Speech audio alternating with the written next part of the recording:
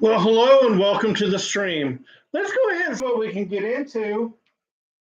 We're going to pick up on this classic phone interview of Bob Lazar and enjoy.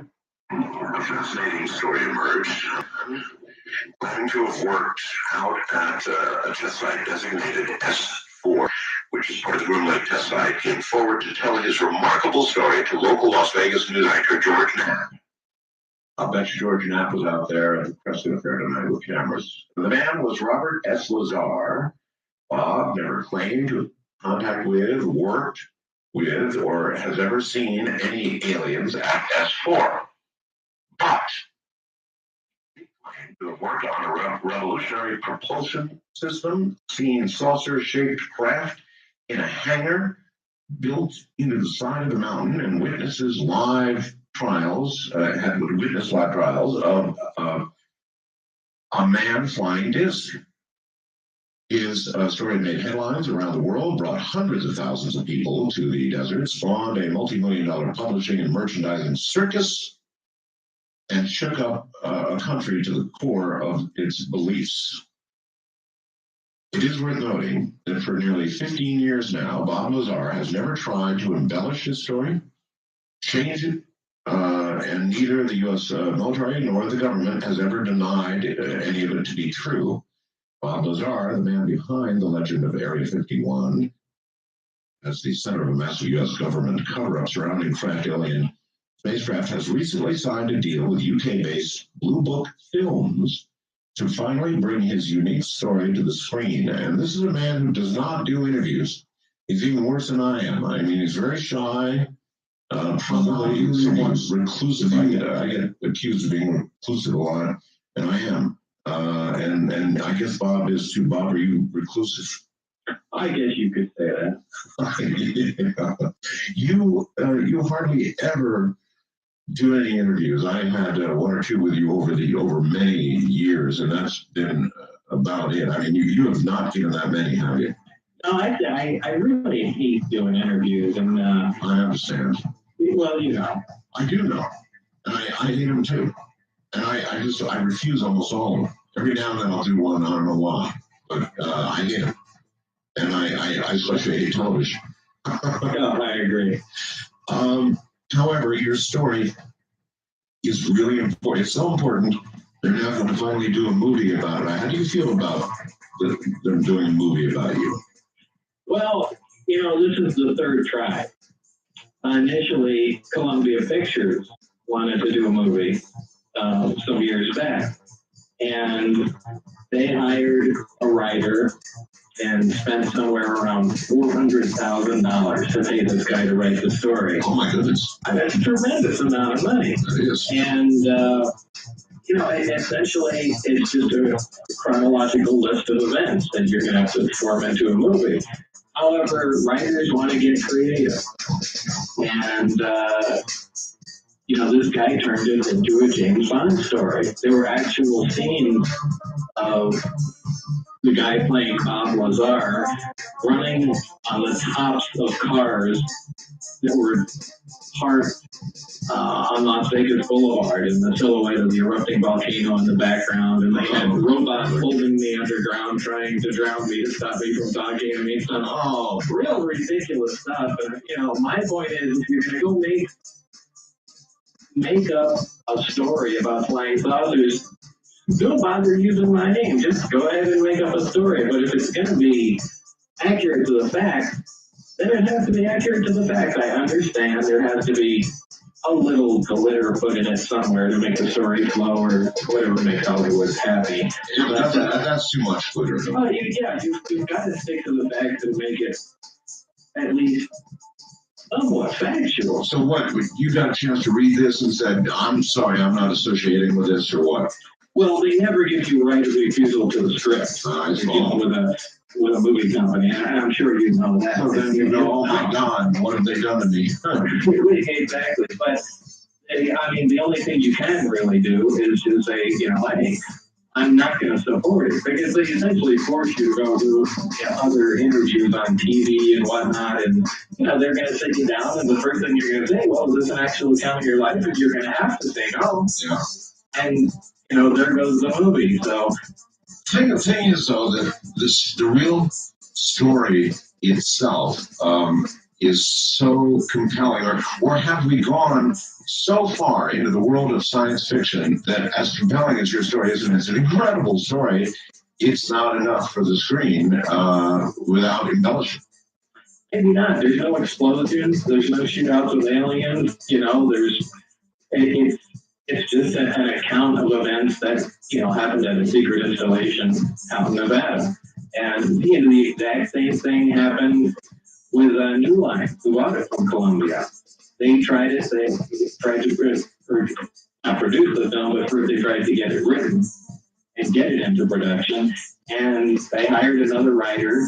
And one of the first things I said was, make sure you get a guy that's familiar with science to some degree, because it's a technical film. Right. And the first day I met this guy, that flew him down, he said, now, what are these things called atoms again? Oh, no, really? This is a terrible start. Yeah. And anyway. So now, what about this? Okay, so what about this new comic, Blue Book, that's got it now? What's the promise?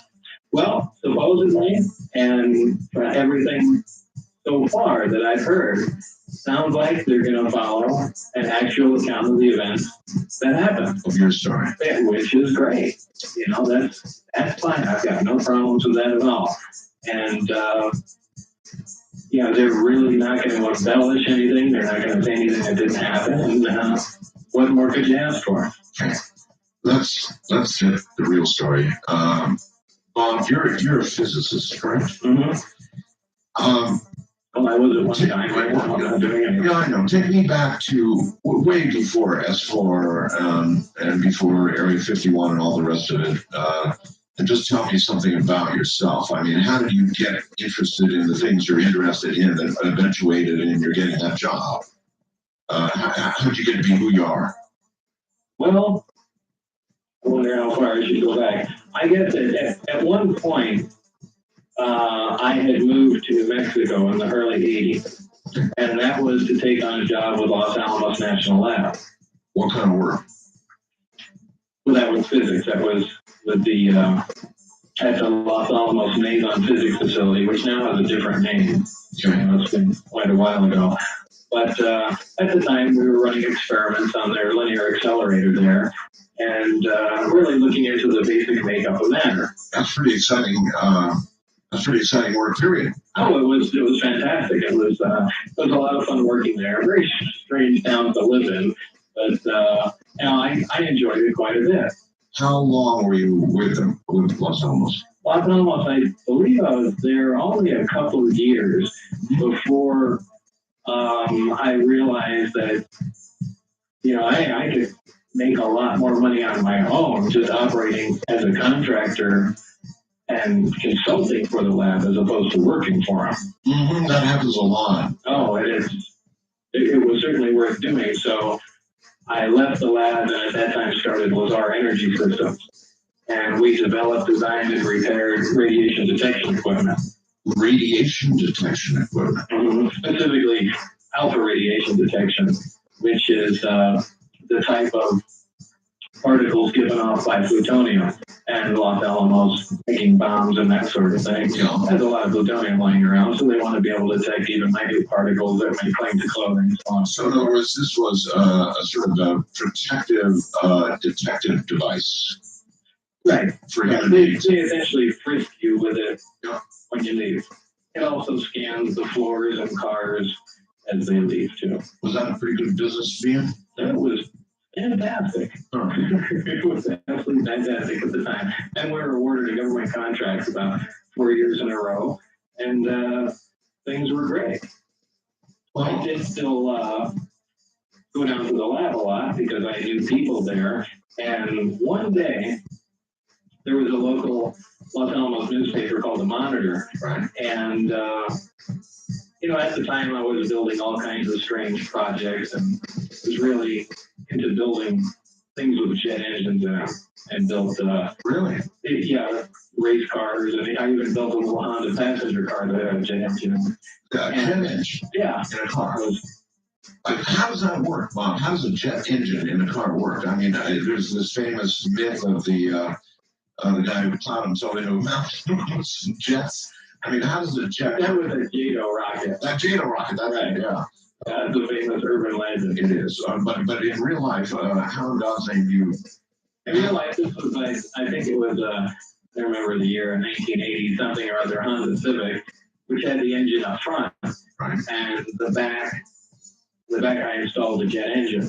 So you could drive the car around normally, Yeah. and then push a lever and the license plate would open up, exposing the nozzle to the jet. You could fire that up and take off at high speed. And they had put that on, I think it's the June 82 front page of the Monitor newspaper.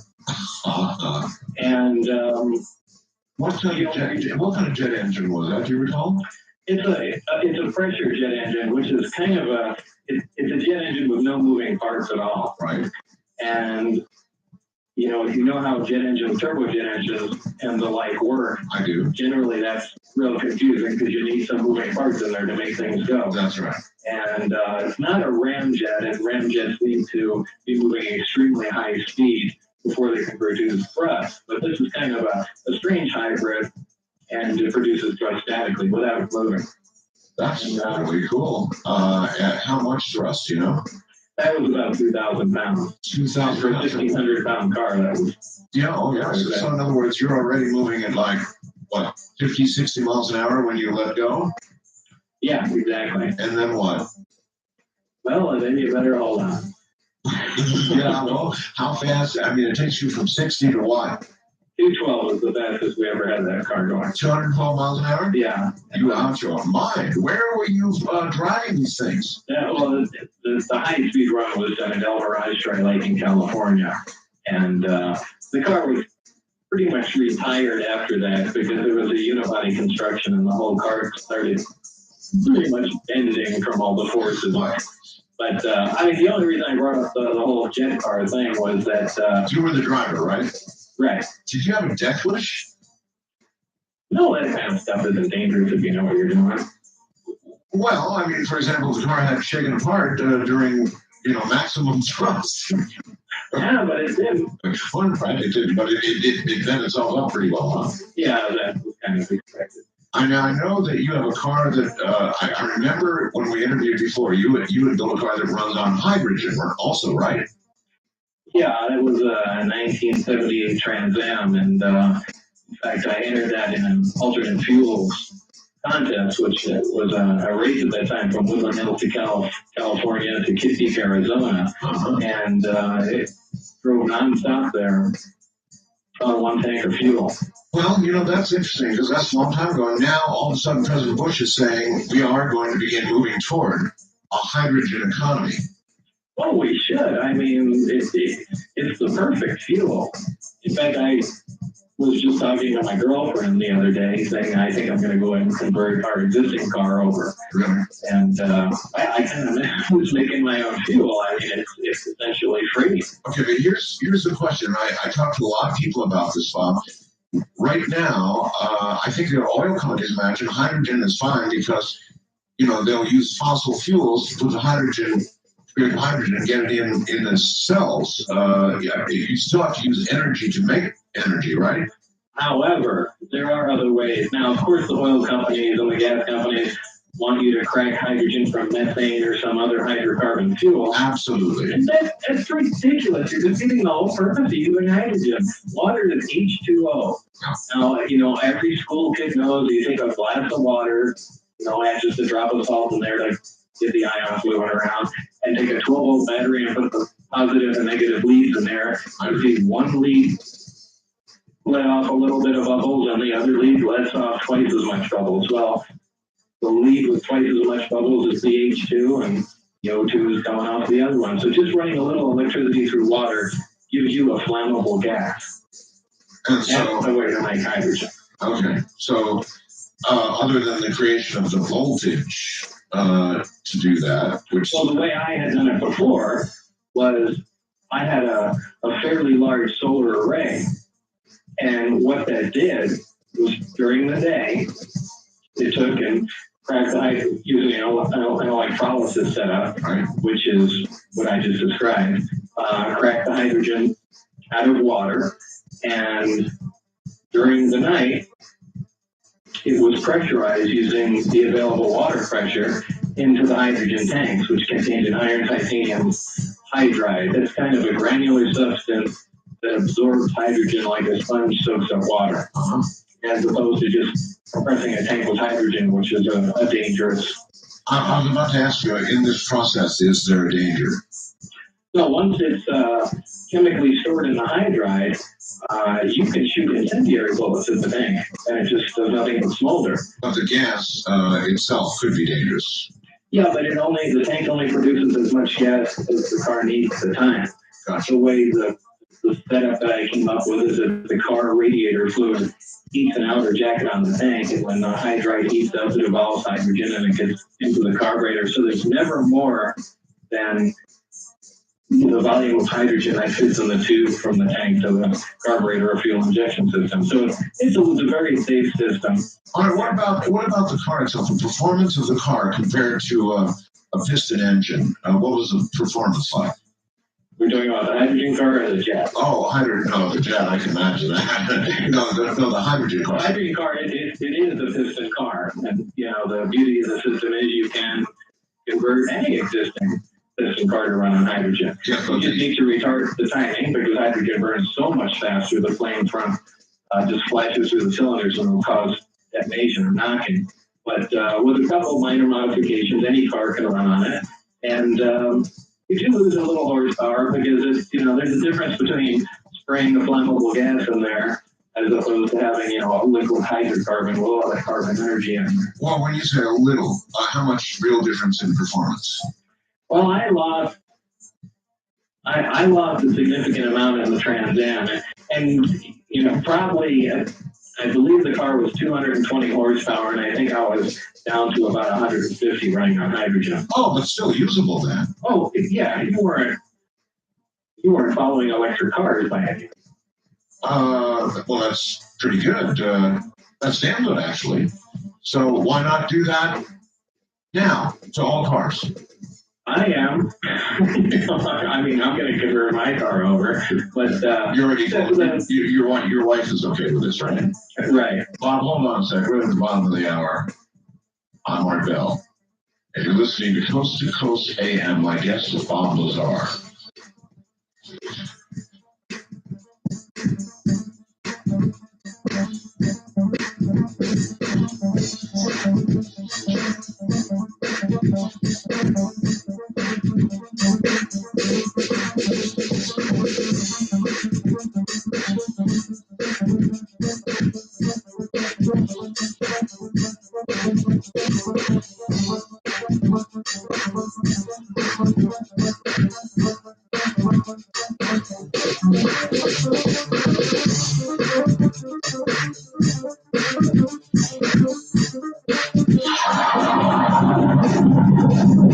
Once again, here in Bob Lazar, and it's good that you told us some of this one because kind of everybody in the background from what kind of guy you are and what you've been doing, and sounds like you've been having a hell of a lot of fun actually. I mean, putting a jet in a car, that's got to be a lot of fun. Yeah, well, that's a crazy thing to do. And a lot of people, do you have a website? Well, there's a website about me that's not mine. My website is unitednuclear.com, scientific supplies and whatnot that we sell. Somebody was hoping you'd post the process for the creation of hydrogen on some website somewhere or something. Well, they'll have to get back to the archives and listen. All right, so now, how did you get involved? If you can remember the first moment or the first contact that anybody made with you regarding Area 51 and S4 and all that stuff over here? Well, this is the reason why I brought up the jet car initially. That day, on June 82, the front page of the Los Alamos Monitor newspaper had a picture of me in the jet car on it. And on the flip side of the front page, there's an announcement there that Edward Teller, father of the hydrogen bomb, was going to be giving a lecture down at one of the lecture halls of the lab. And I was anxious to hear the lecture. So thinking there were going to be lots of people there, I got there really early. Because at the time, I was still working for the lab. Right. Or wasn't, now I'm trying to remember. Well, I was still working for it. But in either case, I got to the lecture hall real early. And as it turned out, there was nobody there. And now I'm kind of waiting around. About 15 minutes goes by. And I see Ed Teller sitting on a little wall outside the hall reading the front page of the newspaper, which I thought was a perfect segue for me to introduce myself because, he's sitting there reading about me, and I always wanted to meet the guy. Of course. And so I went and introduced myself, and, we talked for a bit, and actually the lecture got delayed a little bit, so we had walked around, and I have to talk to the guy. What was he like, out of curiosity? I mean, how did he strike you? He was a very stubborn guy. Stubborn. Yeah, and it's a feeling you get speaking to most of the older scientists and physicists at almost every lab I've seen. You can't present them with anything new that they didn't think of first. They're scientists. They're supposed to be open-minded and explore new ideas and things, but there is nobody as closed-minded as a scientist or physicist that's been in the business, for over a decade. Can you remember the conversation that made you form that opinion? No, this is an opinion not just based on him, but based on the other scientists and physicists that I've worked with. They all act exactly the same. Oh, and you got the same drift from him. Yeah, identical. And anyway, I got to see the lecture, and time passed. And actually, as time went on, I moved out of Los Alamos and moved to Las Vegas. And after some time there, involved in other businesses, I kind of missed being back in the mainstream science field and started sending out resumes. EG&G, and I wonder who else was around there at the time. But People might not know, EG&G is, I think they're a contractor for Area 50, for the test side. For the test side, right. They're EG&G measurements. In fact, those are the guys that, like Henninger, who's the E in EG&G, is the guy, I think, that invented the xenon flash bulb or high-speed flash photography, something like that. Because EG&G started out as the company that came up with a way to photograph the atomic tests, which was really difficult. And That's big flash, be very hard to photograph. Yeah, very high speed, and they wanted to actually see the fireball expanding as it cracks the case and moves apart. And you're talking over 1 million frames a second. Wow. And they came up with some fantastic cameras. In fact, I was just told the other day by a movie studio executive that all those old cameras found their way into most of the motion picture companies now, and they use them for special effects, all those atomic bomb cameras. Yeah, a lot of scientific advance from defense, if you wish to call it that, and the defense industry. Of course, they develop the latest stuff, I guess, so it's not a surprise. So you applied to EG&G. I sent a resume to everywhere that was in driving distance. Now, there wasn't a whole lot in Las Vegas, but, I gave it a shot. And what I also did was I sent one to Dr. Teller, who was at Livermore at that time. Hoping he would remember you, I'm sure. Right, and I referenced our meeting and so on and so forth. And, any suggestions, just pass them along. And I believe it wasn't too long after that that I got a call from EG&G. Great. Now, at that time, EG&G was located at McCarran Airport. EG&G Special Projects, and for the people who lived in Las Vegas a long time, they remember that. They've since moved it behind the fence at Dallas Air Force Base. Okay. And they said to you, what? They told me to come down for an interview. I did. And apparently, this was under the recommendation of Dr. Teller, which was fantastic. Of course. And did you know that, by the way, at the time? I think I found that out after, if I recall. Okay. So in this interview, what were they? What did they want? What were they after? What were they curious? What they want to know? The initial interview was for a lesser position, and I was interviewed by a board of people over a span of about an hour and a half. And that's some interview. Yeah, it was pretty intimidating.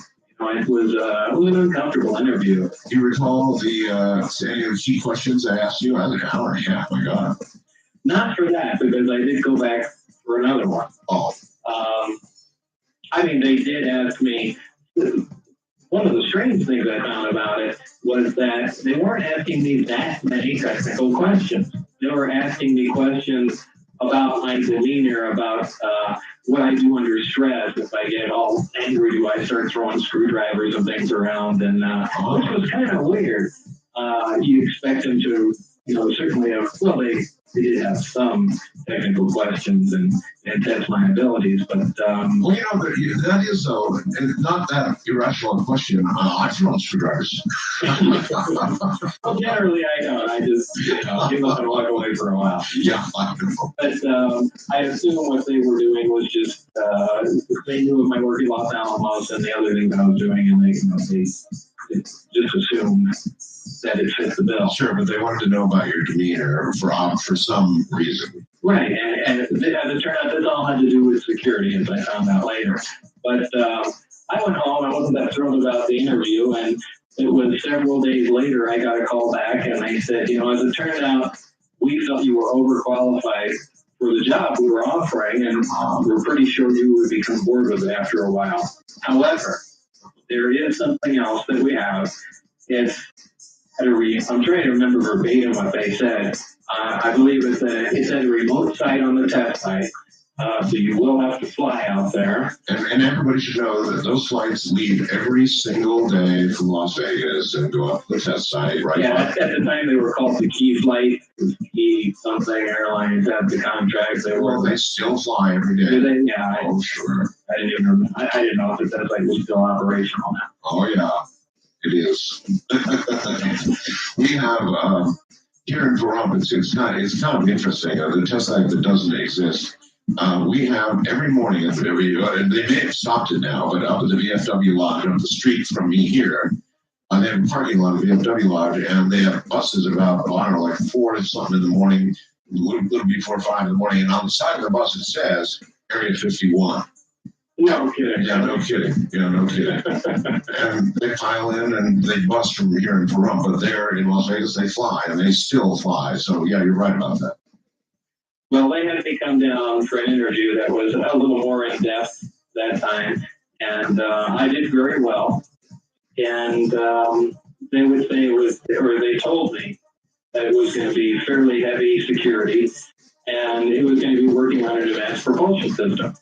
I thought, that's great. This is exactly what I want to do. Here's the guy that's tinkering around with jets and running on hydrogen. I mean, propulsion was my thing. It's stuff I even played around with when I was at home. A natural thing for you. Right. Certainly excited about it. And I was under the impression that this was going to be a field propulsion system for some new fighter aircraft. A field propulsion system like some sort of electromagnetic drive, something with that uses some of the basic forces of repulsion and attraction, whether it's extremely high voltage or who knows what. Well, at that time, you obviously knew about the test site. Everybody knows about the test site. Mm-hmm. Did you know about some, had you heard rumors of a secret base up there when way back then?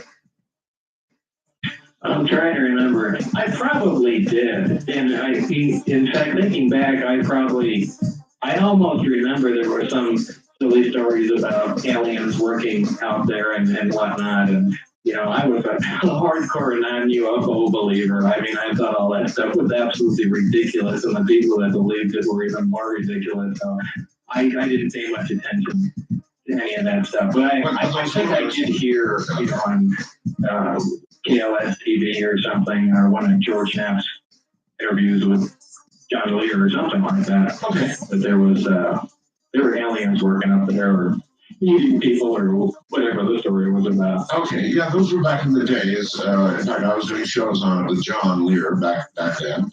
And so those rumors were around. So you sort of vaguely knew about them, but didn't pay a lot of attention. And so did you have any idea where you were going to be working? Did they tell you that?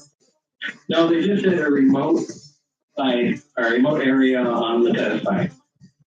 And, wherever that was going to be was fine. Well, that's going to get your blood going a little bit. I mean, well, it does. I was excited, and it was, a job on the cutting edge of technology, so I was back at home again.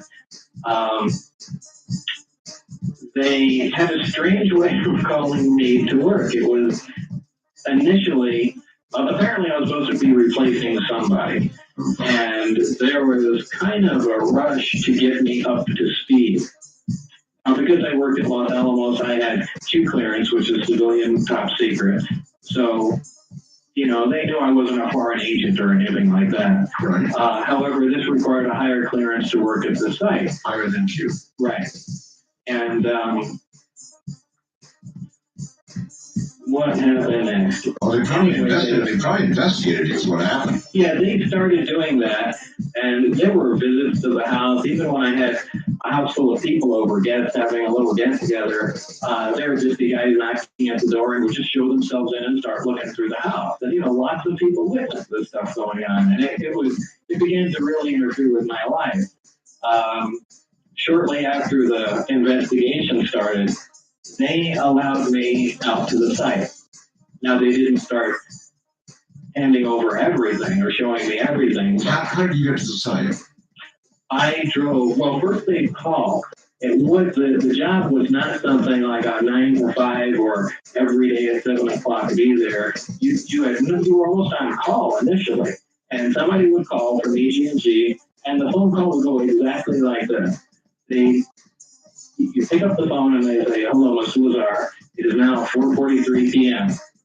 We expect you to be at the installation at 6:25. It was always an odd number, and that's it. And they hang up the phone. It's very strange. Yeah. But every time I went out there, I pick up the phone. They tell me what the current time was, and they tell me what the time they expected me out there was. And I drive out to McCarran Airport. I drive to the Special Projects EG&G building. Yes. And right in back of that at the time is really where the key flights took off from. Or at least where they parked. Anyway, that was the gateway to getting on the plane. Did they block the windows out? There's stories that people who traveled up Not there. there. But once you got, the plane flew from McCarran to Groom Lake, Right. which is the only big runway out there. And it's really big. Yeah, it's giant.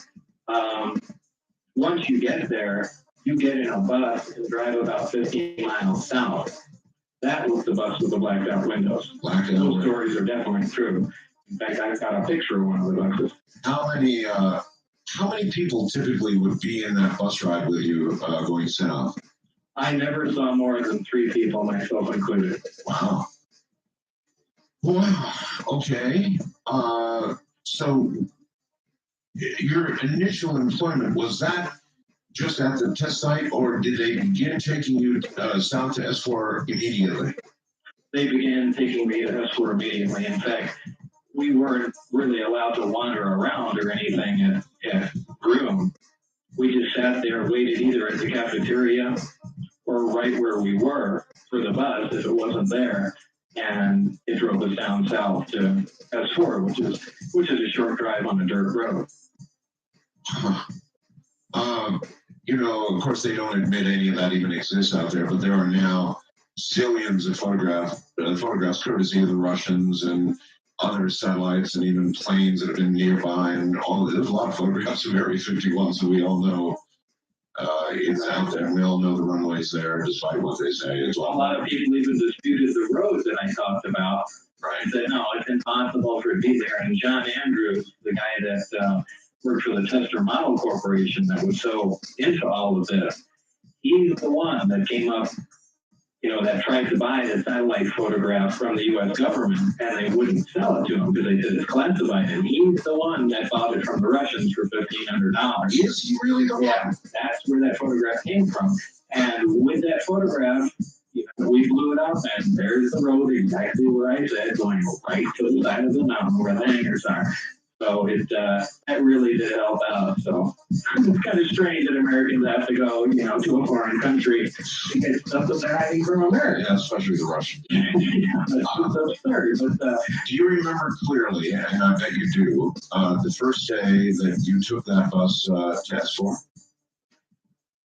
Did you know it was called S4? Yeah. They told you you're going to an area called S4. Yeah. They did. There's actually signs out there.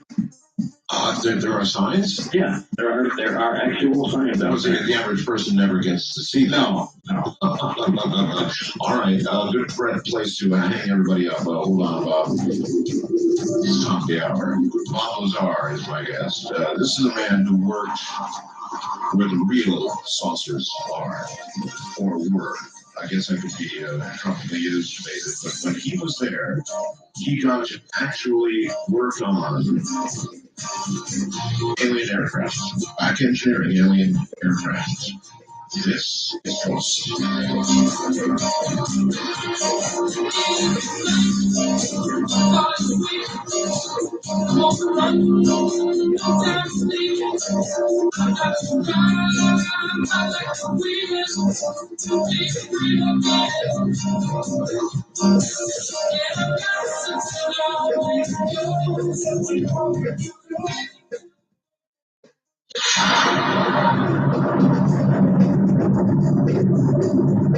Once again, Bob Lazar. Bob, can you remember the first ride down to S4 in the bus, blackout bus? You remember that, huh? Yeah, I do. It was quite a day. Well, give me a sense. What was it like? Well, the first time I went down there was essentially to read. I was brought into a small room at the facility they had there, and these, I guess you just call them briefings, because they were just an overview of some of the other satellite projects going on. That's interesting. Well, going on that were connected to what I was doing. I'm just trying to find a good way to put this. In other words, they had to give you enough of an overview so you'd have some understanding of what you were about to work on. Right, because just like they do at Los Alamos or any other national lab where you work on high security systems and subsystems, they compartmentalize everything.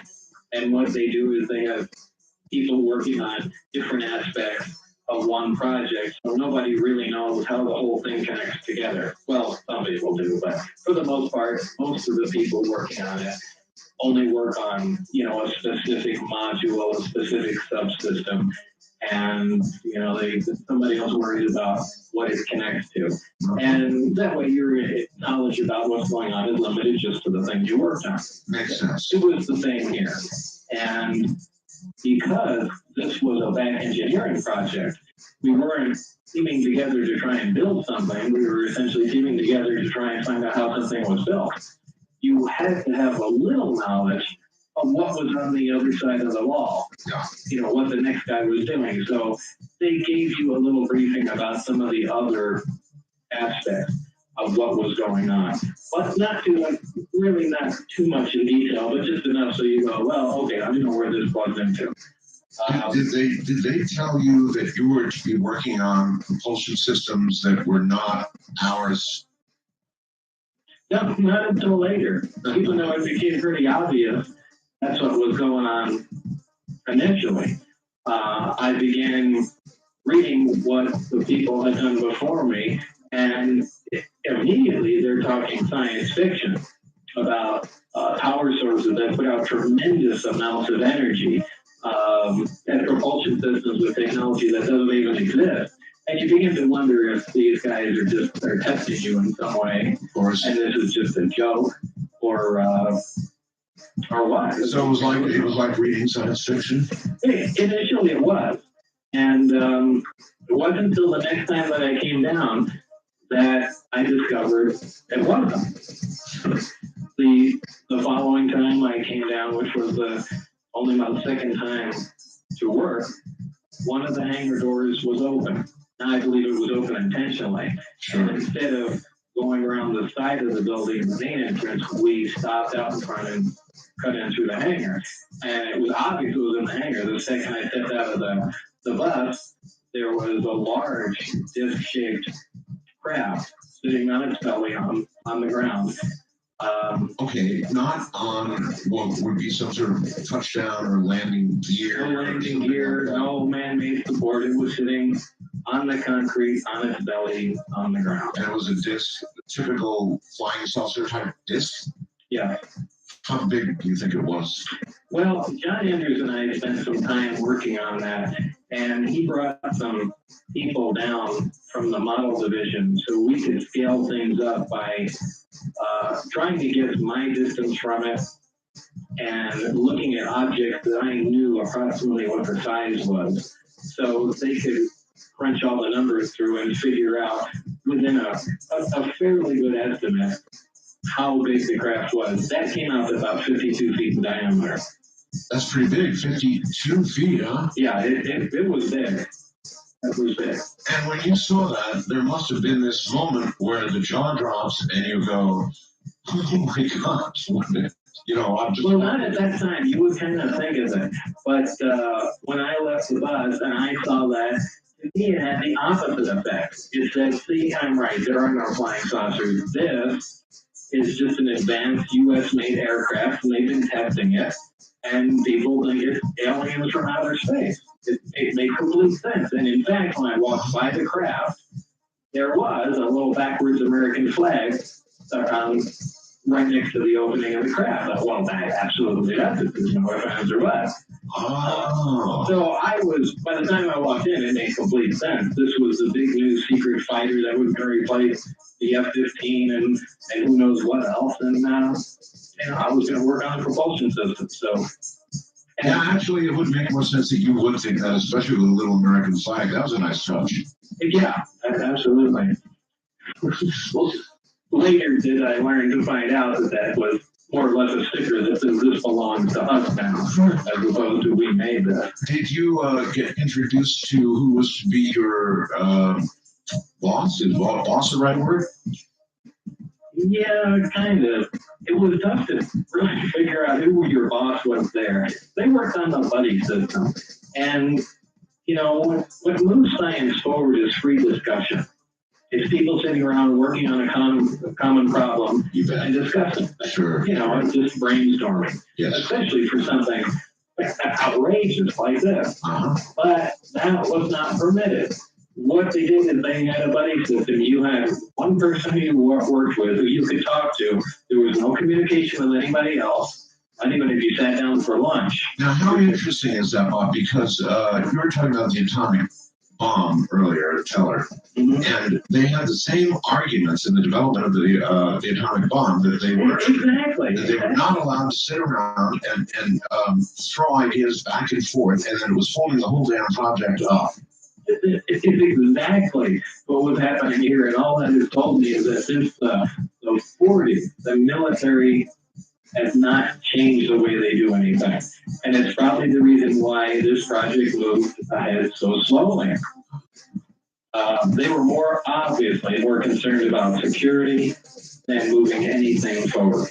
And of course, I guess they did not give anybody any idea where they got these craft.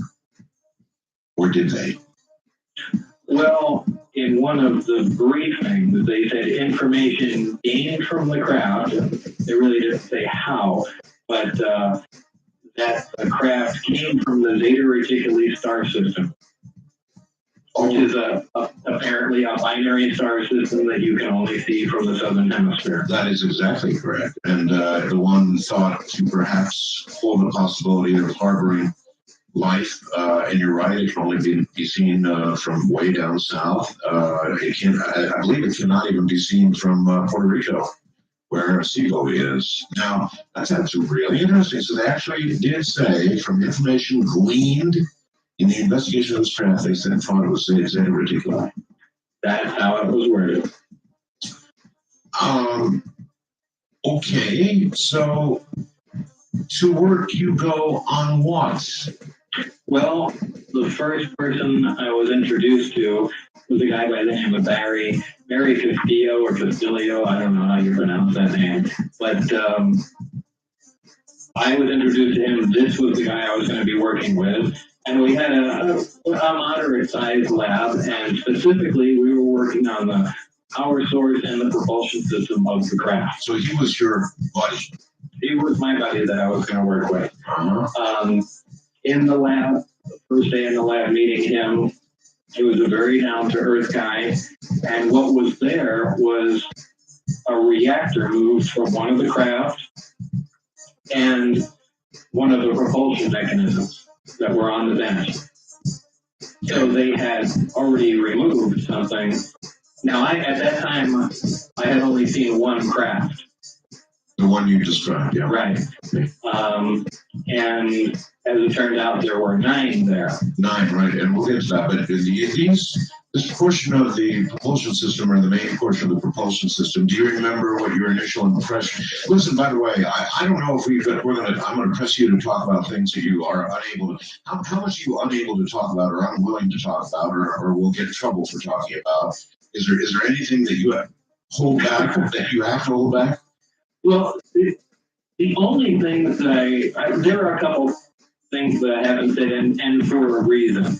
It's not that, if there's a new news flash or something, I just want to say that's new. The only reason there are some things I held back was so I can recognize somebody from the area. You know how all the chats and whatnot that go on the internet, they're full of just nutcases. I know. And on both sides of the fence, though.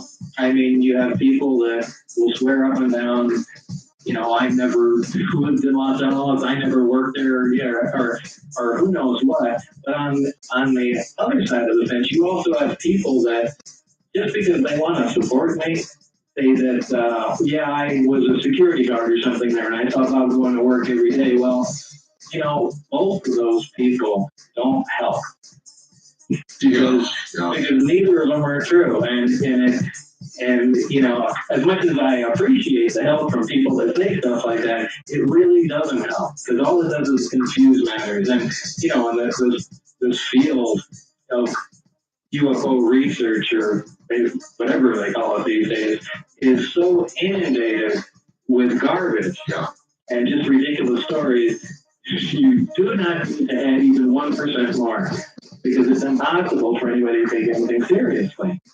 So there were only 22 people working there. 22? Yeah, and I have the list of them.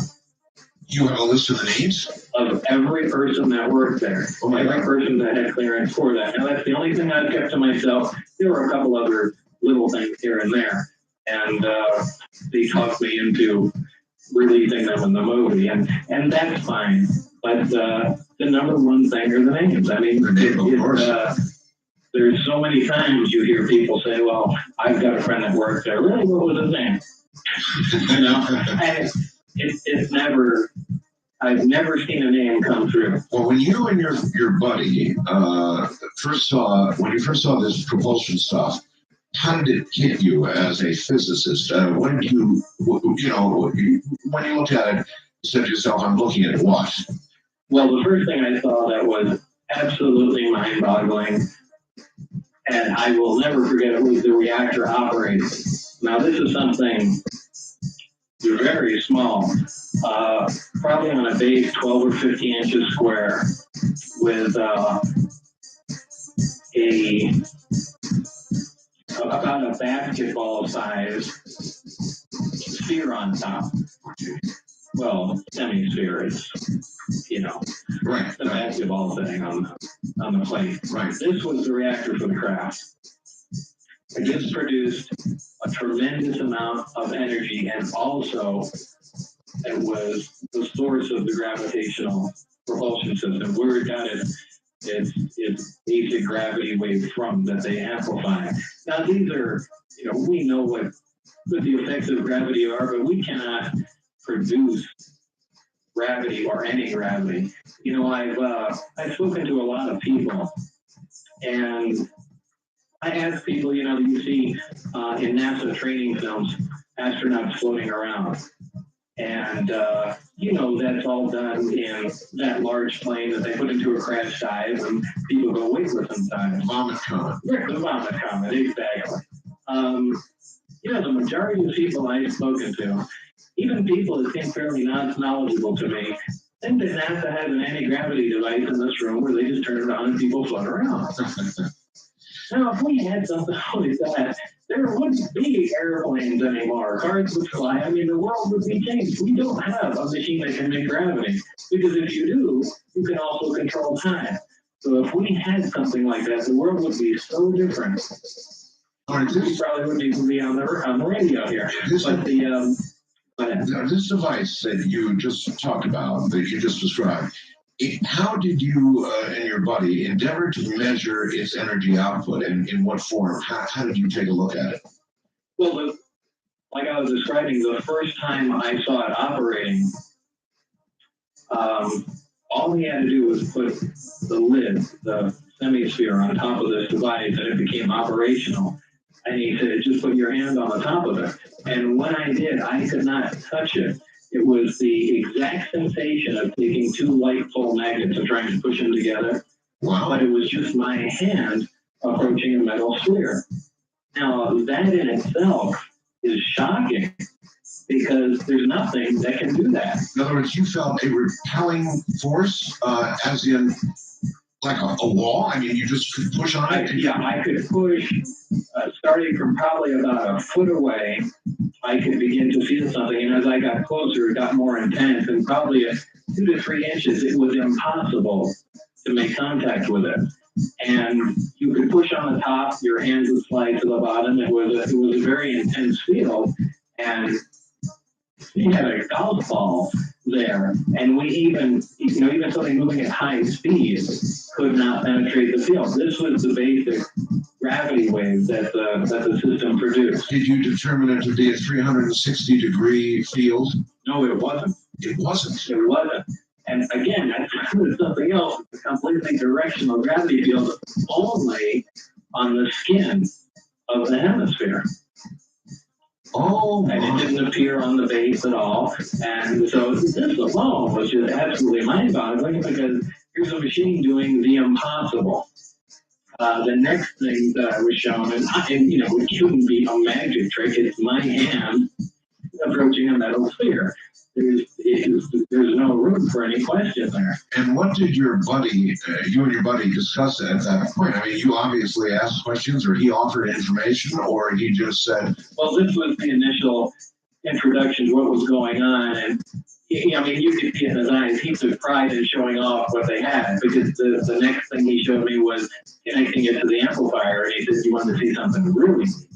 No. As if that wasn't amazing. There is, how am I going to describe this? There's a fitting, almost like a pipe that slides down and makes contact with the hemisphere. This apparently, from what was described to me, is a tuned pipe. Almost like waveguides are tuned for microwaves. It would be resonant. Exactly.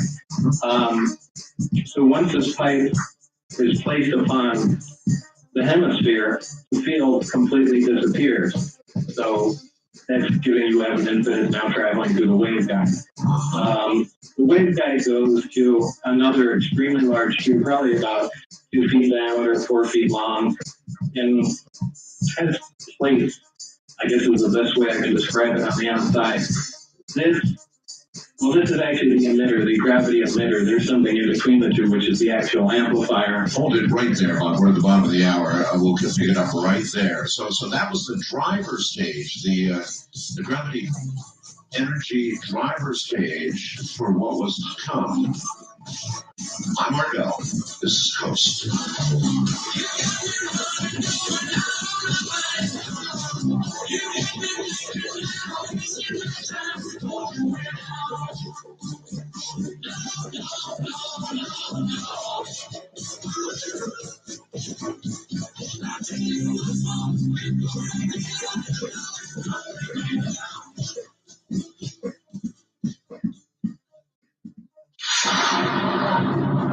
Once again, here's Bob Lazar. By the way, he's not in Las Vegas anymore, I don't think. Bob, you're somewhere else now, aren't you? The mountains of New Mexico. Back to New Mexico, huh? Yeah. Cool. That's a place to be. Yeah. All right. What you were describing, the first thing you were describing me, so that was obviously a driver. Well, in broadcasting, it would be the driver unit, the generator itself. Right. And now you're starting to describe what terrestrials would regard as waveguide or whatever carries this energy to some kind of amplifier, huh? Exactly. However, I can take 1 second and just step back to the hydrogen thing. The only reason I'm saying that is because of the show. Sure. There are 1 million people hitting the United Nuclear website and asking me to post some kind of instructions about. I told you. Yeah, and so I'm gonna go. There's no way I can answer all the emails, so I'll go ahead and generate a web page about that. So. Or you can either do that or give out your home phone number. Yeah, I'd rather do the website. So there'll be some information up there eventually. Yeah, thank you. Give me some time to do that. Okay. Back to the reactor, right? Or the propulsion system. Anyway, the way it was configured was supplying the basic wave, the basic gravitational wave, to the amplifier and to the emitter. In the craft, there are 3 emitters. In a triad pattern.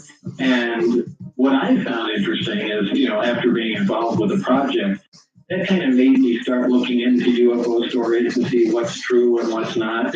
And there were so many stories, especially rash of Belgium sightings in the early 90s, I think, or middle 90s, where they saw on the bottom of the craft 3 bright spots of light. Right.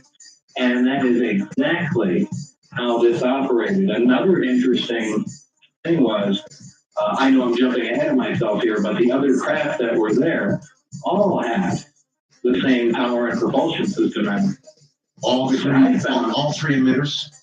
Yeah, which I found really interesting in itself, which means that whatever civilization made these, it's almost as if there's, it sounds crazy, but a factory that's producing these and subbing out the propulsion systems for different models of crafts. I mean, it almost sounds like a cart. Well, that's how we do it. But it was the identical system in all crafts. All right, now he demonstrated the amplifier to you? Yes, that was the reason he connected up the reactor. How was the amplifier demonstrated? In other words, what further did you see when he brought the amplifier online? When he fired that up, he took an ordinary candle and put it probably about 6 feet in back of the emitter. And I was waiting for things to get started, but he really didn't do anything, at least that I saw. And went over and looked at the candle, and the flame was no longer flickering. It was essentially frozen the way it was. Frozen? Yeah, it's just the candle was there, and the flame was like a 2-dimensional picture of it. Oh my God! And the flame wasn't moving, but it was still emitting light. Which means? Well, it could mean all kinds of things. It's just another thing that is bizarre. That you really can't. I mean, how in the world would you do that? No, wait a minute. Now we know, don't we? Physicists know that gravity bends and affects. Oh, absolutely. I'm saying, but without using gravity, how could you do that? You couldn't. Yeah, exactly. So within that field, it froze, to your eyes, it froze that image. Right. Solid. The candle was removed, and to show me how the emitters can focus gravity, because this is very crucial to how they operate. They must be able to focus and diverge the gravitational wave. Apparently, he set it for a tight focus and increased the power to it, and at the focal point, which was at that time probably about 3.5 to 4 feet from the rear of the emitter, right, a black dot formed, a black ball, not a black hole where it was stuck in the desks and things there. Yeah. So what they were showing me was the fact that light was being bent. Now there is nothing that we have that can do that. That would have been at the focal point. Now, for example, with a satellite dish, a lot of people know about satellite dishes. A parabolic dish. That's right. Out at a certain point, which is the focal point, on a good dish, it's about the size of a quarter or even smaller. That's what's called the focal point, where all the energy from the satellite dish is radiated right to that little tiny spot, and that's where they put the collector or the LNA or LNB to get the signal, and that's a focal point. So you're saying, just like that, at the focal point, but out in the middle of nothing, in the middle of air, there was a black dot. Right, and he was demonstrating the fact that the device was bending light away from the area. I mean, it was a completely black dot. Later to find out, well, I don't want to jump ahead of myself, but anyway, there were a couple small demonstrations like that were extremely impressive, and this is what we were supposed to be working on. And, our mission was really not just to find out how it worked, but the aim of the project was to see if these systems and subsystems can be duplicated with earthly materials. Bob, when these engines, for lack of a better word, were running, was there any audible noise? You were there in the room. I mean, was there, other than the test of putting your hand up, was there anything that hit your sensory system that you could describe when these things were running? On the test setup in the room, it was completely silent. I wasn't even sure if the thing was operating. However, during the test flight of the craft, with all 3 amplifiers operating, there was a definite hiss and corona discharge on the bottom of the craft. Yes. A hiss, like a high voltage hiss. If you've ever been around, yes. High voltage power lines or high power transmitters, you must have. Of course. And you have your high voltage hiss. And it was a corona discharge. A corona discharge, which is kind of not a St. Elmo's fire, but a blue glow that you typically see again around high voltage systems, and what's happening in the air is breaking down and emitting photons, and it glows. It's the same reason why lightning bolts are visible. But it was obvious there was high voltage on the skin of the craft, and obviously it was leaking off because that sound is unmistakable. As the craft lifted off higher, and approached 20 or 30 feet, the sound disappeared, so it was obviously interacting with the ground.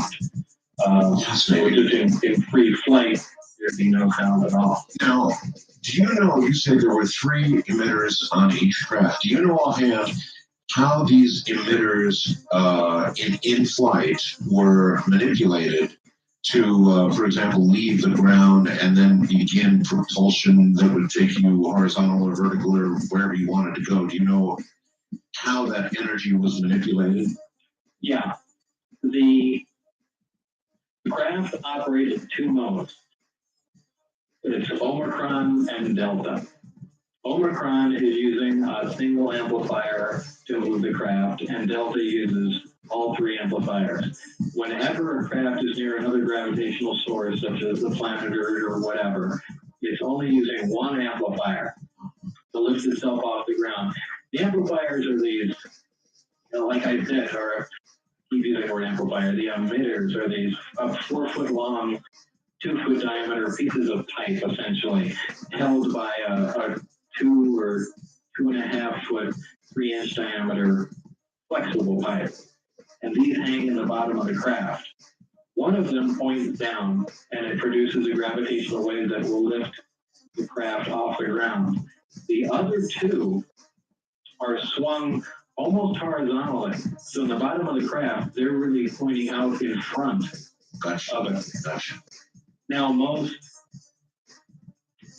vehicles, aircraft that we're used to either accelerate hot gas out the back or use a propeller and throw air out the back and the craft moves forward. Sure. These do the exact opposite. And my best analogy for it is the old rubber sheet or the bed. If you take a bowling ball and stick it in the middle of your bed, and in front of the bowling ball, about 2 feet, take your fist and just push it deep into the bed. What happens? The bowling ball rolls forward. Absolutely. So this is exactly what they're doing. The craft is standing using one gravity emitter, standing on a gravitational wave, and they're using the other two essentially to make a little divot, a gravity well in front of the craft. It rolls forward. And it's why they look so ridiculous when they're in that low speed mode, because it's an unstable form of flight. Well, that was going to be my question. When they do the vertical lift, I wonder how, of course, I don't understand how that energy is distributed, but I wonder how the craft is stable as it goes vertical. Well, the gravitational wave is propagating from the emitter, not in a linear fashion, but it's divergent. So it's on a pedestal, almost like a pyramid. Oh, the bottom I get it. so stable. Yeah. In fact, as it goes higher, because the area of the base increases, it becomes more stable. It's only when it's very close to the ground that it's wobbly and it's kind of goofy looking. It's such an advanced machine. No, I got it. And look, people should understand that not just your word tonight, but thousands and thousands of people have gone to, as close as they can get to Area 51, and they have seen, there's a million eyewitnesses that have seen craft being tested over those years. So there are a lot of witnesses to what you're saying right now about how they. Oh, I had, if you remember at the time, I had the test flight schedule, and I brought, when I started to leak some information, I brought my friends out there at night. John Lear was one of the first people out there, and we brought a big 10-inch Celestron telescope. And at that time, you could get a hell of a lot closer to Area 51 than you can now. Yes, I know. And we all saw what was going on. I am curious about this. Let me ask. You obviously have been treated to plenty of security warnings. Probably had to sign a bunch of crap. And so you made some kind of decision at some point to begin leaking stuff. Describe to me how you went through that metamorphosis. How did you get there? Well, I was perfectly content with the way things were going. Once you're on the inside, it's a different state of mind. And, if you're on the outside of something, hey, it's not fair, we all should have this information, so on and so forth. But, you get kind of a change of attitude. Once you become privy to the information, you go, those guys don't deserve to know anyway. But that does change after a while. And the impetus really had nothing to do with me initially. Remember, they were still going through all my security whatnot, whatever they do to. It goes on. They do everything in there. They're very concerned about your mental state, because that, if a person is very depressed or despondent or something like that, it's going to affect their work performance, and especially if they're trusting them with very important secrets, there's going to be a problem. National security. Exactly. And I had given a written order to have my phone monitored and myself monitored. God, that's something to give. I mean, I know you're a pretty private person, but to give. I was excited to work on this. That was nothing. More exciting than being monitored. Oh, by far. And I was absolutely following the rules. At the time I was married, and I wasn't saying anything to my wife. And initially, this is where the problem began. And, what do you say? You leave the house at 11 o'clock at night. Where are you going? Oh, I'm going to work. Yeah. Really? And, night after, then you come home, 6, 7 hours later. Where were you? I was at work. At work. Yeah, and, after a while, it begins to sound like you're having an affair. Yeah, of course. Well, that's exactly what happened. That's exactly what happened. And brother. As time went on, my wife began to have an affair. And they knew it, and I didn't because they monitored the phone. This is all new stuff. I've never heard any of this. So they had all the written transcripts of what was going on. Oh my God. And they stopped calling me out to work because they had to make a decision on what to do. They were either going to just let it sit and, see what happened. If we broke up or, that ended or whatever. But at any rate, you were suddenly at risk. Yeah, and at that time they stopped calling me out, and I kind of began to get a little concerned. And this is when I had the flight schedule and brought a few of my friends out at the time, including my wife, and showed them what I was doing at night. Oh. And they all saw that, and in fact, we got away with it the first night, and we got a little greedy and went a couple other times. And we finally got caught. And, they... What happened? How many of you got caught and what happened? I think it was 4 of us. And we were standing there, out close to Area 51 in the absolute black desert where you couldn't see your hands in front of your face. Now, we had been standing there about half an hour, and my friend Jane and I were sitting there joking about, maybe we should just take the base by force. And, just saying ridiculous things like that. Yeah. Now, little did we know that the security guys had snuck up on us, and they were no more than 6 feet from our noses. Listening to you say things like that. Right, and they had no idea what was going on. So we're sitting there talking, and out of nowhere, a sniper, not a sniper scope, a night vision scope, falls on the ground. We see the little green light fall down and roll. And it came out of nowhere. We had no idea. Anyway, the guy had dropped it. So, they walked forward and, made everyone go back up to the road. They called them the sheriff. And would these have been the Wackenhut security people? As far as I know. I had taken off into the desert because we had all assumed if I was caught, there was a problem. Well, that's a good assumption. Because these guys could have just wandered out there and been looking at what's going on, but if they saw somebody from the inside there. So I took, I'm not even going to say that. I took off into the desert. And they counted how many people were there. Toward or away from the area? Away from the area. Away from the area. Out into the desert. And just trying to get away. There were 3 or 4 people there. And then when we got back up to the road, and the sheriff came up, and I think his name was Monroe. He was still around there. And that's when I reemerged, and he said, wait, we got a discrepancy. There's an extra person here. Well, what's his name? And he took my license, read it into the base, and, he said, okay, well, everybody can go. And the following day, I was called for a debriefing down at Indian Springs Air Force Base, which I'd never been to before. They didn't... Well, that's very interesting. They didn't throw you in jail. A lot of people... No, they didn't do anything. They spend the night in jail, a lot of them. Not the second they heard my name, the second he read the license, they said, let everybody go. And it was the following day when I got called in, and Dennis, who was the security supervisor at the time, drove to my house, and we went down there in my car, and that's when it really hit the fan. And, kind of to make a long story short, they were pissed, to say the least. And well, don't make it too short. This is pretty interesting stuff. I'd actually like to get some details of that. You called it a debriefing. Probably it was more like a let's see how scared we can get this guy. Well, that's exactly what it was. All right, then hold on to that thought, and we'll be right back.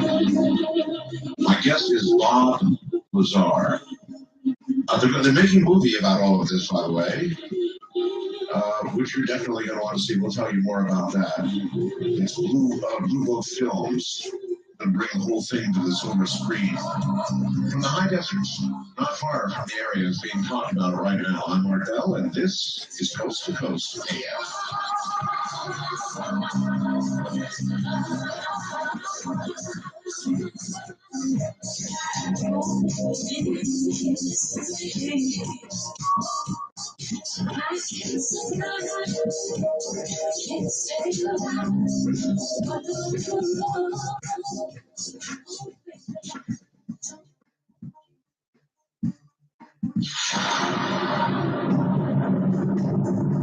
There is indeed, just over the mountain from me, a place called Indian Springs, and there is an Air Force base there, and that's where they called you, Bob?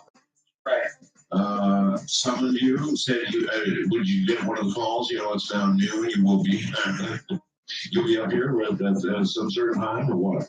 This was a little different. This Dennis called me, who was my security supervisor at the time, called me personally and came to my house, which was very unusual. And then we both drove down in the same car to Indian Springs, which is an auxiliary Air Force base in this little town, which is the base is essentially shut down. But I guess some of it remains operational. In any case, that's where they took me. And that's when they started the debriefing. The first thing they brought up was, of course, the just tremendous breach in security, and they wanted to know everybody that I had told anything to, why I went ahead and did it, and I was pretty straightforward with them, but they tried to be as intimidating as possible, and were you threatened outright? Oh, very much so. Yeah, and so was my wife's life. So I became very concerned about that. Do you actually care to tell us what they said to you? I mean, did they say, you'll end up a lump in the desert like so many others, or there was a lot of fear present at the time, and I don't remember verbatim, what tagline they used, but it did get my attention. And this is when they brought up the transcripts of my wife's affair on the phone. Oh, that they told you? Yeah, so I found out from them. At that moment? Yeah, at that moment. This was something they had to slap in my face. Gee whiz, I wonder why they picked that moment to tell you. Well, who knows? But anyway, that's how the separation between us really came about. It was because of that, because of, bringing my friends out there to see what was going on, and, so that's really what set everything in motion. All right, a lot of stories have flown around about what happened, Bob, after that. For example, we have the mutual friend of John Lear, who now, by the way, doesn't talk about any of this anymore, doesn't want any publicity. You can't blame him. He's lost some jobs. He's back working. He's doing fine, and he just doesn't want to talk about this anymore. I don't blame him. Do you? No. And I think John's rave now is about the dump up there at Yucca Mountain, about the new Quaystones. Yeah, sure. That's the one thing I agree with John Lear. Is I know everyone in Las Vegas doesn't want it there, but if you're going to put it anywhere in the country, why not put it where you already exploded 100 atomic bombs? It's already a wasteland, at that part of the test site. So. Well, you're right. That's a big controversy. Anyway, listen, there was a big controversy about something called Element 115, which was said to be some kind of fuel, an element we don't have now on Earth. There was the fuel, or the what? What can you do? Well, I guess you could call it a fuel. It's what made the reactor operate. And it's a super heavy element, something that we theorize can exist. If people think back about high school or college chemistry, you recall that as the elements get heavier, once you pass uranium, they decay, and some decay very fast. As the elements get very heavy, their half-lives become extremely short, sometimes microseconds. So they're just around, they exist just for a blink of an eye. Well, it's been theorized, and has been some time ago, that there are islands of stability somewhere higher up in the periodic chart. There are places where groups of elements would again become stable, and this occurs. But theoretically was to occur in the 114, 115 area, and again, an island of stability. Right, where these elements are relatively stable.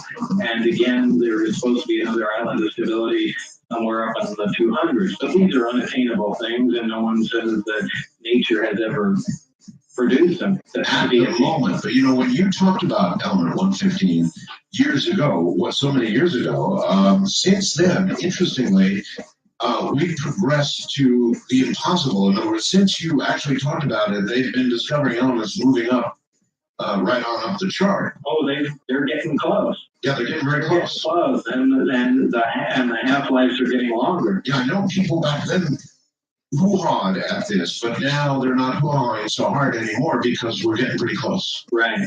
And I'm sure eventually they'll synthesize it somehow. They use, instead of burning it with neutrons, now they use this new fusion technique where they fuse the nuclei of two other elements together, which is kind of an odd way to do it, but it's got, I think the lab for heavy ion research in Darmstadt, Germany, has pioneered most of the new heavy elements. And mark my words, they're going to be the guys that synthesize 115.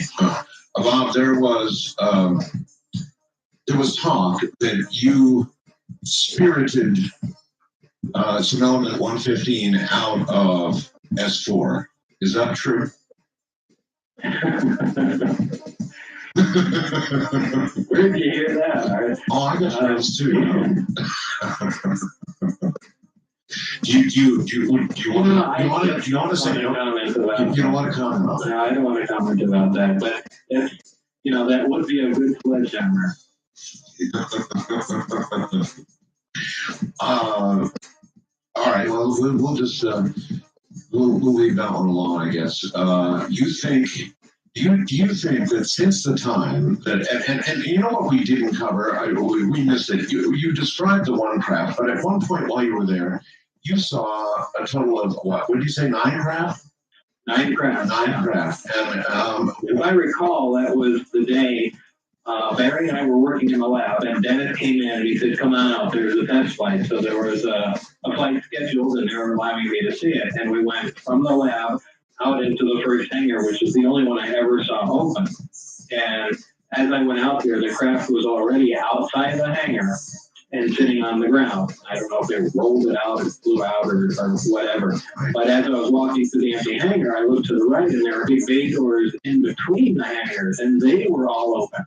And I could see all the craft lined up. So they had an outright collection of these things.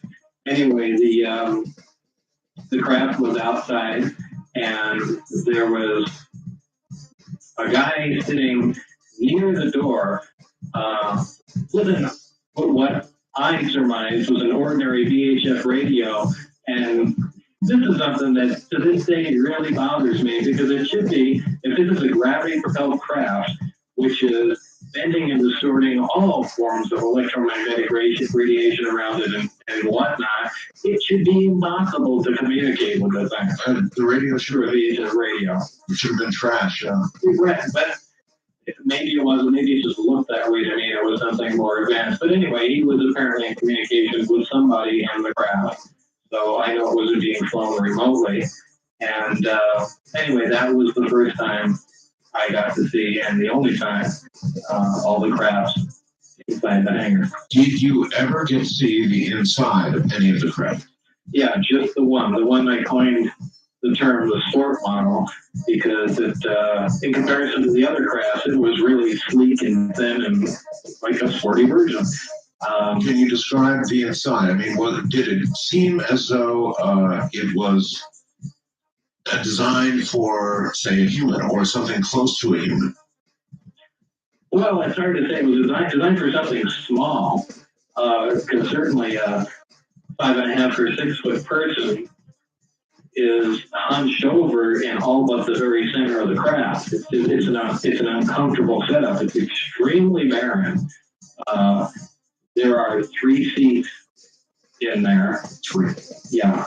And there is, it's all one color. There are no aesthetics anywhere.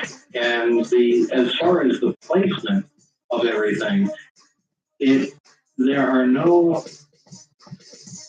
sharp corners anywhere. Imagine taking a seat, the amplifiers look like tables or boxes, just to give you a simple figure idea. But it was as if the inside of the craft was all molded to these parts out of wax. Molded, in other words, in aircraft, we have rivets, we have a very small... Everything flowed together as if it was made out of wax and heated and then cooled. So there were no sharp corners. Everything just kind of blended together like the entire thing was injection molded. There was no visible seam or right angle anywhere. And everything was just a dull, computer's a little dark, but a dull aluminum color. So just being in the place, it looked very unearthly.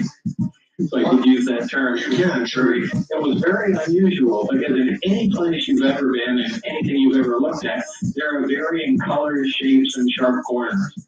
And everything was rounded and everything was monochromatic. It was just one color. What about apparent controls for control of the craft? There were none.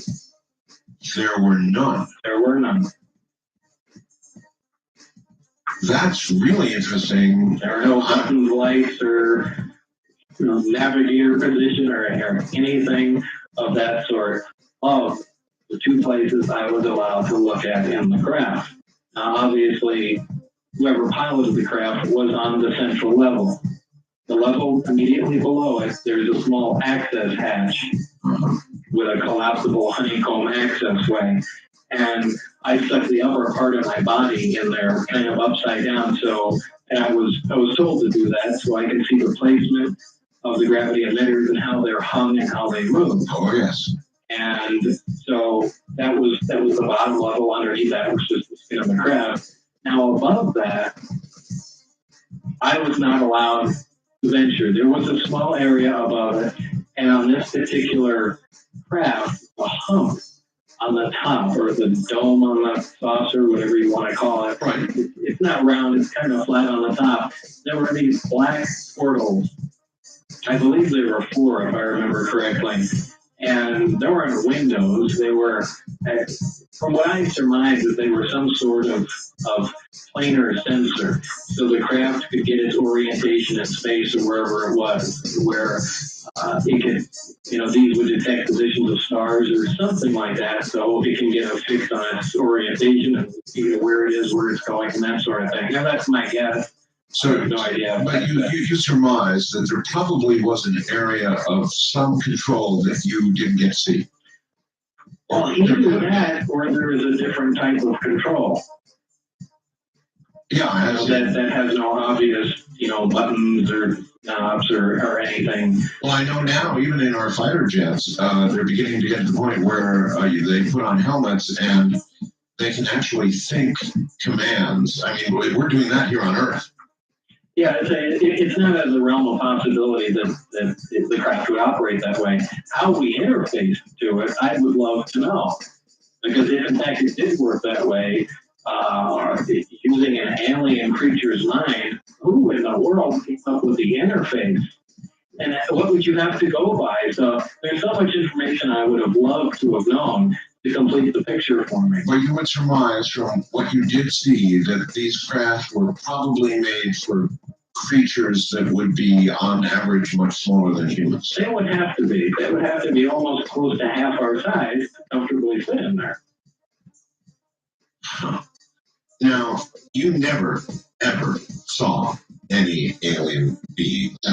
Were there, between you and your buddy or anybody else that you ever talked to up at S4, were there any discussions of beings? I mean, it would be, how would there not be discussion of there was about who piloted the craft, and they called them the kids. That was the term they coined. The kids. The kids.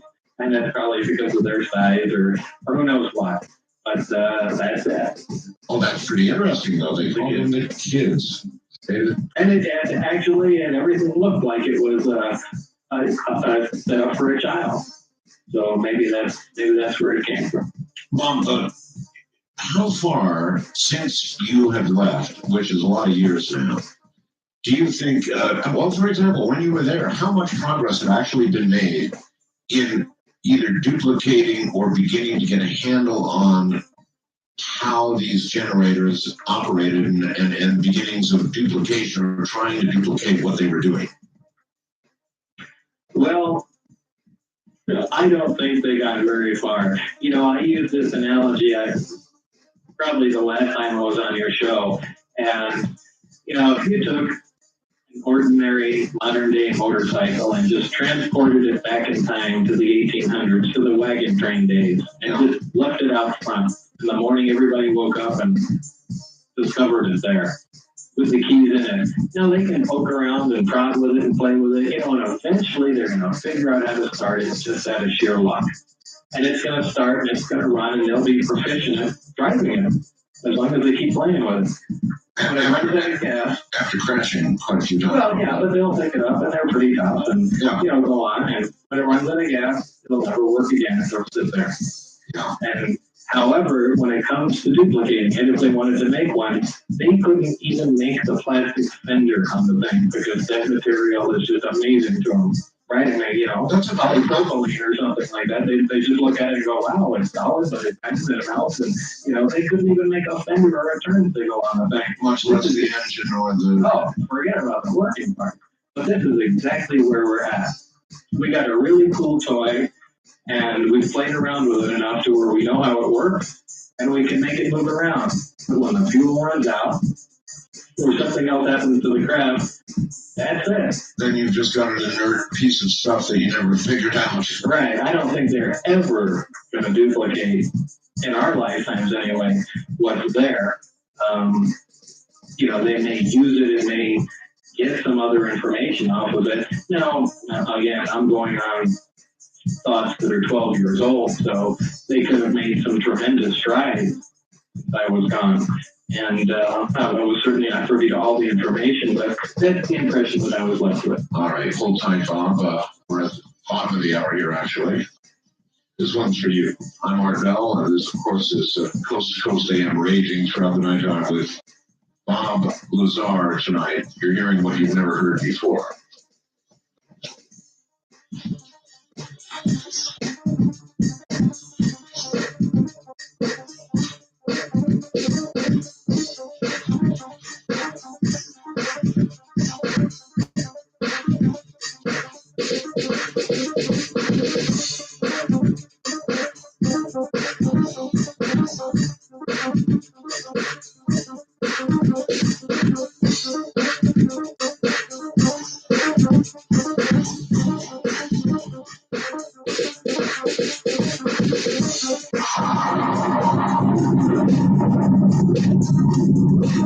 Once again, here's Bob Lazar. Bob, an obvious question, and one coming from Madison, Wisconsin on my computer is, were there any signs on any of the craft of obvious damage? Not on the craft that I worked on at all.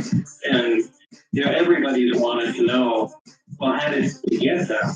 Sure. And, that's information I wasn't privy to. I would love to know, too. Was this, you hear so many stories in UFO lore about an alleged exchange of technologies. Did this actually occur?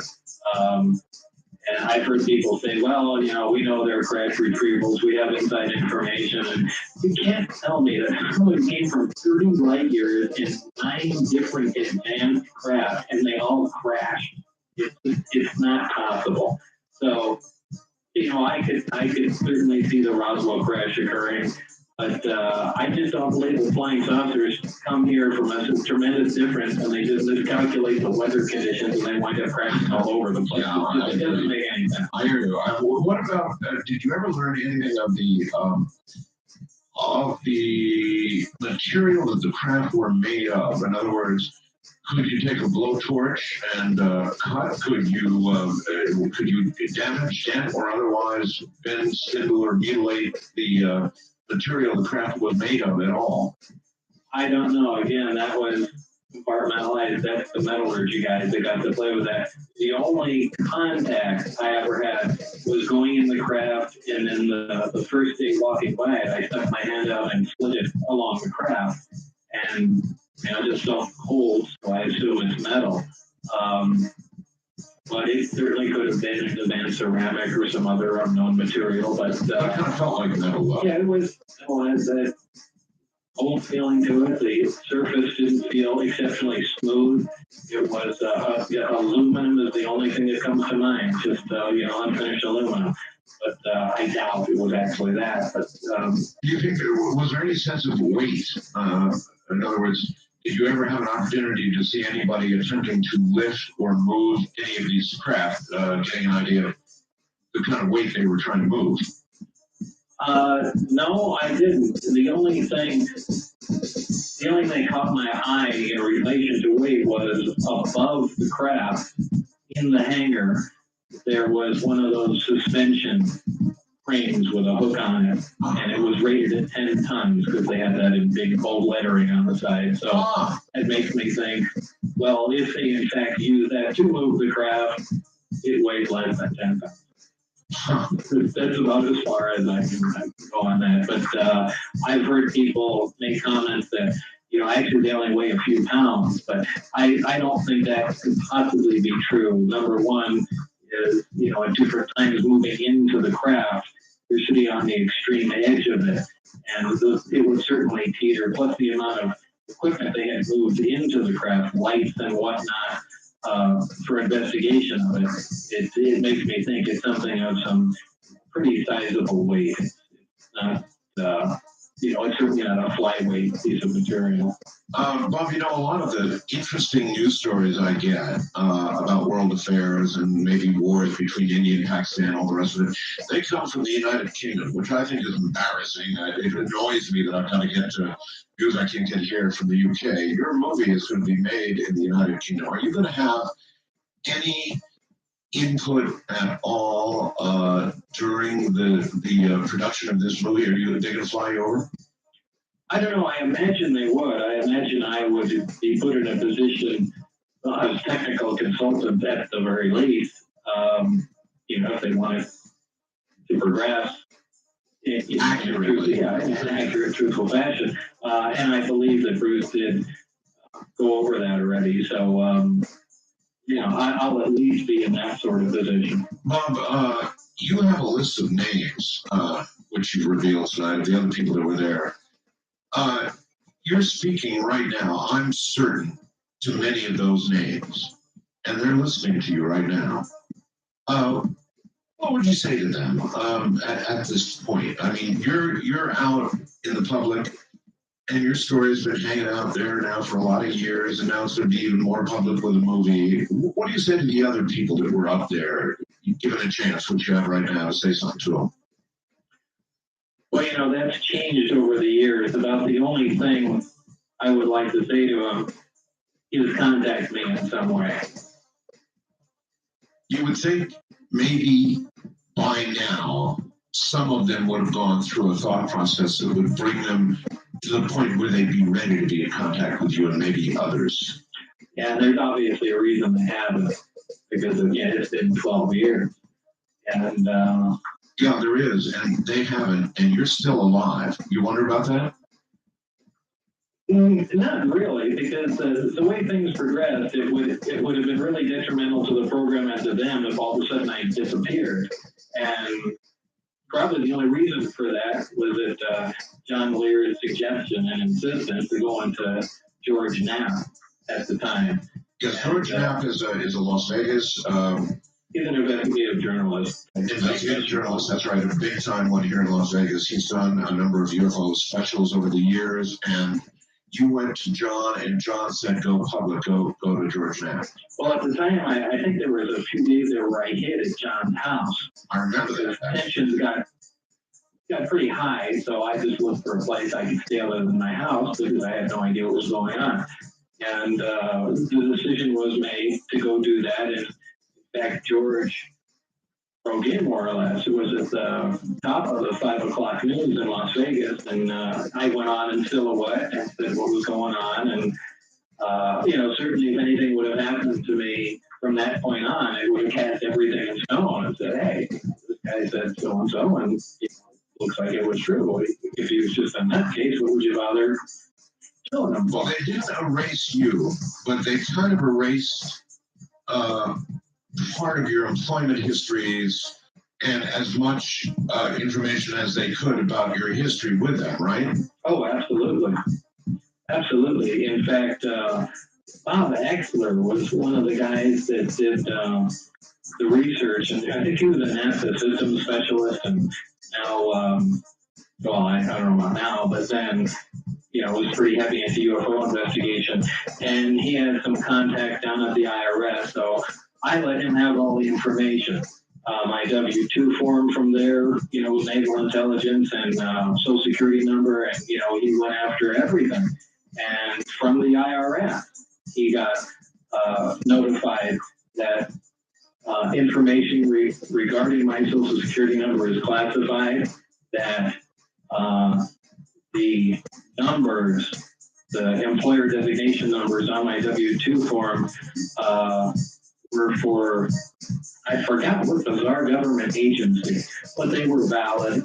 And he did bring up a lot of good information, and it ran into a lot of block walls that were completely inaccessible. Even your history of Los Alamos was somewhat erased, although I'm remembering that you came away, or somebody came away with your name on an employment list or a phone list from Los Alamos. Yeah, that was the only thing that they couldn't have deleted was the old printed phone list. And, that's one of the things. On top of that, what proved to be a big plus too was, remember, again, the jet car article. And in the front page of that newspaper, in the first few paragraphs, since it's a small town, Los Alamos, everybody knows everybody's business, they say, Bob Lazar, a physicist working at the Los Alamos Mason Physics Facility. This is the Los Alamos newspaper. So, you can't go back in time and get rid of that paper. So I had that. I had my name in the internal lab phone book directory.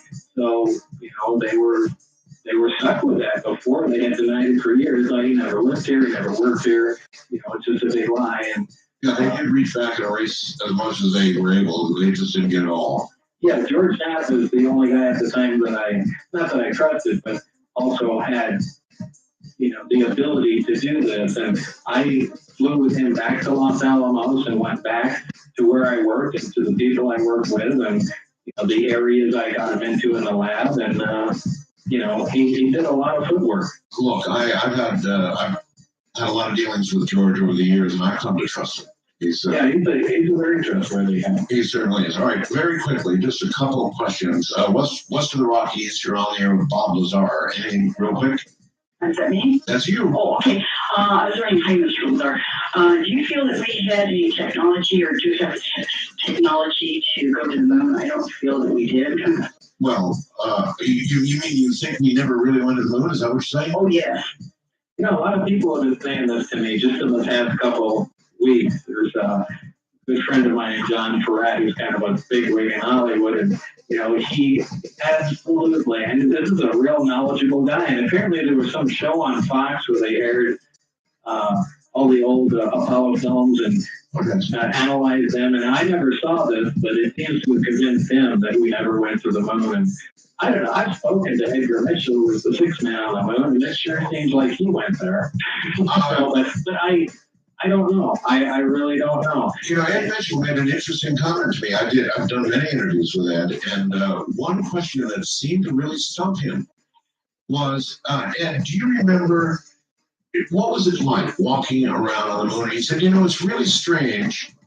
I just don't remember that many details of the whole thing. He said, I obviously remember it, but there are some details that strangely are missing, and he did make that comment. So, I mean, possible to have faked the whole thing, but Who knows? we know that the shuttle goes up there because you can look up in the sky and see it go by. You certainly can. So why is it that much more difficult to go to the moon? It's not that far away. First on caller line, you're on the air with Bob Lazar. Hello. Hello, how are you doing? Okay, sir. Where are you? I'm in California. Okay. Yeah. Hi, Bob. Hi there. Still driving a Corvette? Yeah. Yeah. All right. Anyway, are you familiar with the Lockheed facility in Burbank? The Skunk Works? Not Skunk Works. Talk about on the premises of the airport where the Janet flight took off. In Burbank? Yeah, Burbank, California. You worked in the 80s. What time did you work at a grooming facility? What time? The time is varied. No, sorry, I mean the year. That was in 88, 89. Okay, so I'll give you a name. There's a guy who worked out, I don't know if he works in your division, but his last name was Hayes. Do you know him? All right. Well, let's hold it there. Do you want to disclose whether the name Hayes is on your list? There is a name Hayes on the list. Oh, there is a name Hayes on the list. Really? Yeah, there is. Now, I don't know if there's a billion Hayeses in the world, but there's a Hayes on the there is a Hayes on the list. Really? Okay. Okay. There's also a Jones, too. Yeah, I know. What is still? There is a Hayes. What are the odds? Right. Wildcard line, you're on the air with Bob Lazar. Hello. Yes, sir. Where are you, please? Here in Florida. Oh, and listening to KNI. KNYE. Yes, sir. 95.1 we're wrong about. Yes, sir. Yes, sir. Mr. Lazar, I'm a big fan of yours. Oh. And I'm wondering how you feel about how the government disavows your knowledge of you and disrespected your work and everything. Well, I am, needless to say, not too thrilled about it. There isn't much I can do, but I mean, there will never be a common ground between us. As far as I'm concerned, all ties are broken and all promises are broken too. And, it's one of the reasons I'm on the air. You want to treat me like that? Well, guess what? Here's what you get. Yeah. If you, if they came back to you and they said, with all the water that's going under the bridge, Bob, we've made a lot of progress. We'd like to take you up there and show you how much we've done and how far we've come. Impossible as this is, if they came to you with that and said, however, there are going to be a million conditions and more security checks and blah, blah, blah, would you be able to turn that down? Would you tell them to go fly a kite? I would certainly love to do that, but in view of what's gone on, I can't possibly trust them. It's a completely remote, isolated area, and even once you're there, they could really do anything. To say, hey, you're not going home. And you wouldn't know. You'd just be not even alone in the desert, but far below. So. Who knows? I mean, maybe that's all fantasy, but, I cannot trust them. And I would absolutely love to get back into the technology. I mean, it was the greatest scientific experience I've ever had, working with it. And I'd love to see what else they've done and, love to lend a hand and become part of the project again, but I can't. I'd say the chances of them coming to you like that are zero. Yeah, absolute zero anyway. It's a good, interesting question. Eastern Rockies, you're on the air with Bob Lazar. Hello. Bob? Yeah. You fascinate me by saying what part of the universe this thing came from. Where did it come from, did you say? How can you say that with definiteness, with being definite? It sure is in your voice. And was your job to reproduce this fuel? Is this fuel called 115? And how far did they ever fly this thing, or did they tell you? All right. Well, first of all, the assuredness in his voice came from the fact that they told him that's where it came from. Correct, Bob? Right. I did not determine this myself. And again, this is just a written satellite briefing of the project. So whether or not that's true or not, I cannot stand up to that fact. But it is possible because the other things that I read in the briefings that I did get hands-on experience with are accurate and true. So I don't have any reason to disbelieve it, but because I don't know it for a fact. It just kind of sits in that special place in my mind where it possibly might not be true. But again, you know, why throw a lie in there if we're trying to get all this work done and find out what the basis is of this thing? The origin of it may have something to do with the operation of it. So I don't think they would have taken the opportunity to lie about it there. So I kind of believe that was true. Now, knowing what you know about the drive systems, you said you referred, I think, earlier to some of the Belgian sightings. When you consider all the UFO sightings, and I'm sure you've seen a million pictures and moving video now of UFOs and all the rest of it, you think the Belgian sightings were perhaps accurate with what you know about the drive systems? Have you seen any other film or stills of UFOs that look like the real McCoy to you? Absolutely, because once I started looking into it, now I don't research this stuff anymore, and I get a lot of people asking me UFO questions, and actually, believe it or not, it doesn't interest me. I like being involved in the project, but I don't, you know, look into UFO stories and research this stuff. But when I did, when I said the craft operate in two modes, the Omicron and Delta configuration, when it's transitioning from Omicron to Delta, the way the craft flies through in space is belly first, not flying horizontal like you see in a science fiction movie. And as the craft leaves the ground in Omicron mode, they perform a roll maneuver where the craft raises and, you know, eventually you see it at a 45-degree angle, and then it becomes straight up and down 180 degrees. The amplifiers come up to power, they focus on a point, and the craft flies belly first at the target. And you see a lot of UFO photographs here and there with crafts ascending in the sky at a 45-degree angle, flying up, or sitting at odd angles in the sky. And at least from what I can guess from the photographs, if they in fact are genuine, it looks like the craft are transitioning from one mode to another. And so you've seen quite a few of those. I've probably seen 3 or 4 of those. 3 or 4? Yeah. So the majority of UFO photos are by you pretty much dismissed, but every now and then one hits you and you say, hey, look at that. Yeah, if it has something that clicks somewhere, but you know, these days, you just take a picture into Adobe Photoshop and, you know, you can make anything. I do know. Bob, I can't thank you enough for coming on tonight. With regard to your movie, Blue Book, hey, do you have any idea what the title might be? No idea. The only thing they talked about are the people that might play me. This is James Spader, Kevin Spacey, or Mark Wahlberg. So that's about all I know at the time. Brother, good luck with the movie, and thank you so much for laying so much new detail on us tonight. No problem, Mark. And I'd just like to say hi to my buddies Dizzy and Nancy up in Chicago and the incredible Duger. Good night, Bob. Good night, Art. All right, there you have it, folks. A whole lot of stuff you've never heard before. That was Bob Lazar. I'm Art Bell. This is Coast. See you tomorrow night. Open lines.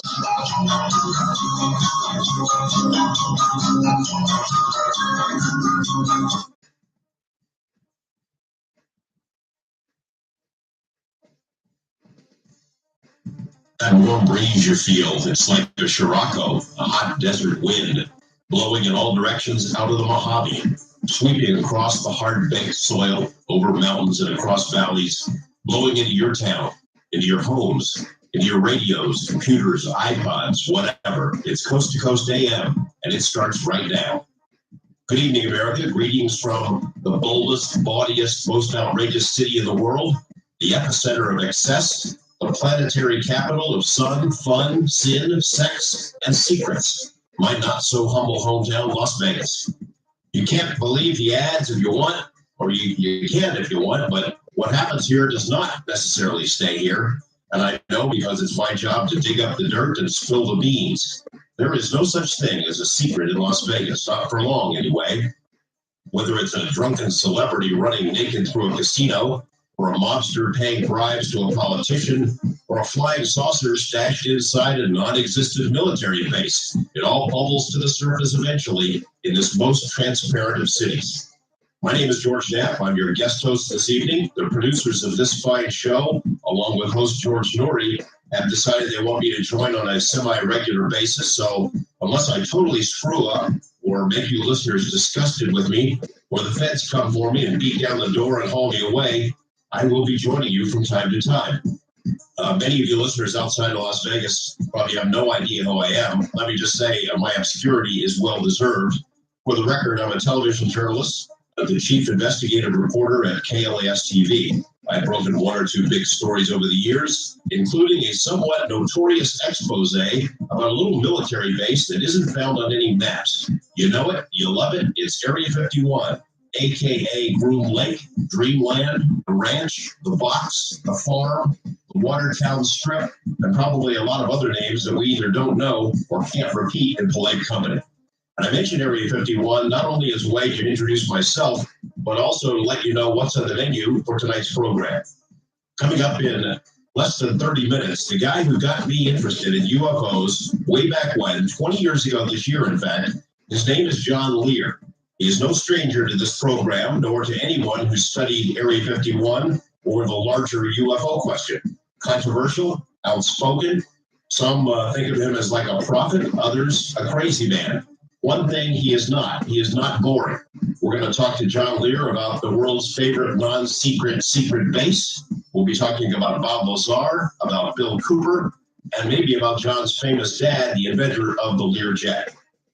In the next few minutes, though, I thought I might set the stage by talking about paradigm shifts, about the changing nature of reality, or at least the changes in our perception of reality, because I'll tell you, big stuff is unfolding all around us right now. The pace of technological progress is so blinding, so incredible, so mind-boggling that I don't even think we slow down long enough to take a look and let it sink in. Well, let's do that now. Let's think about it a little bit.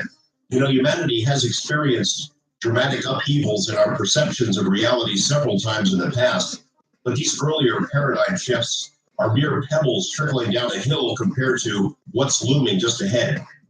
Mankind is on the cusp of a fundamental, mind-blowing, all-encompassing change, a revolution that could dwarf all previous transformations.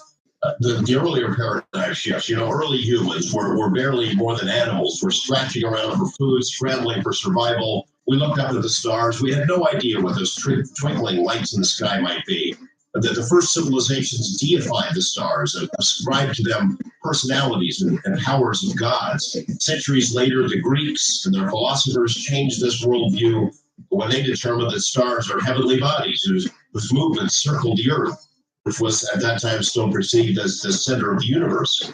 That prevailing paradigm shifted dramatically again when a few hundred years later, Copernicus dared to suggest that Earth revolved around the sun, and our sun was but one of many.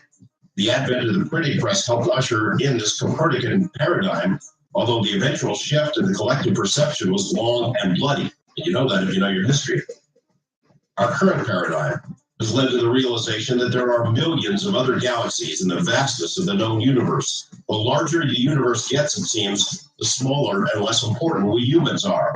One novelist put it, the history of astronomy is the history of increasing humiliation.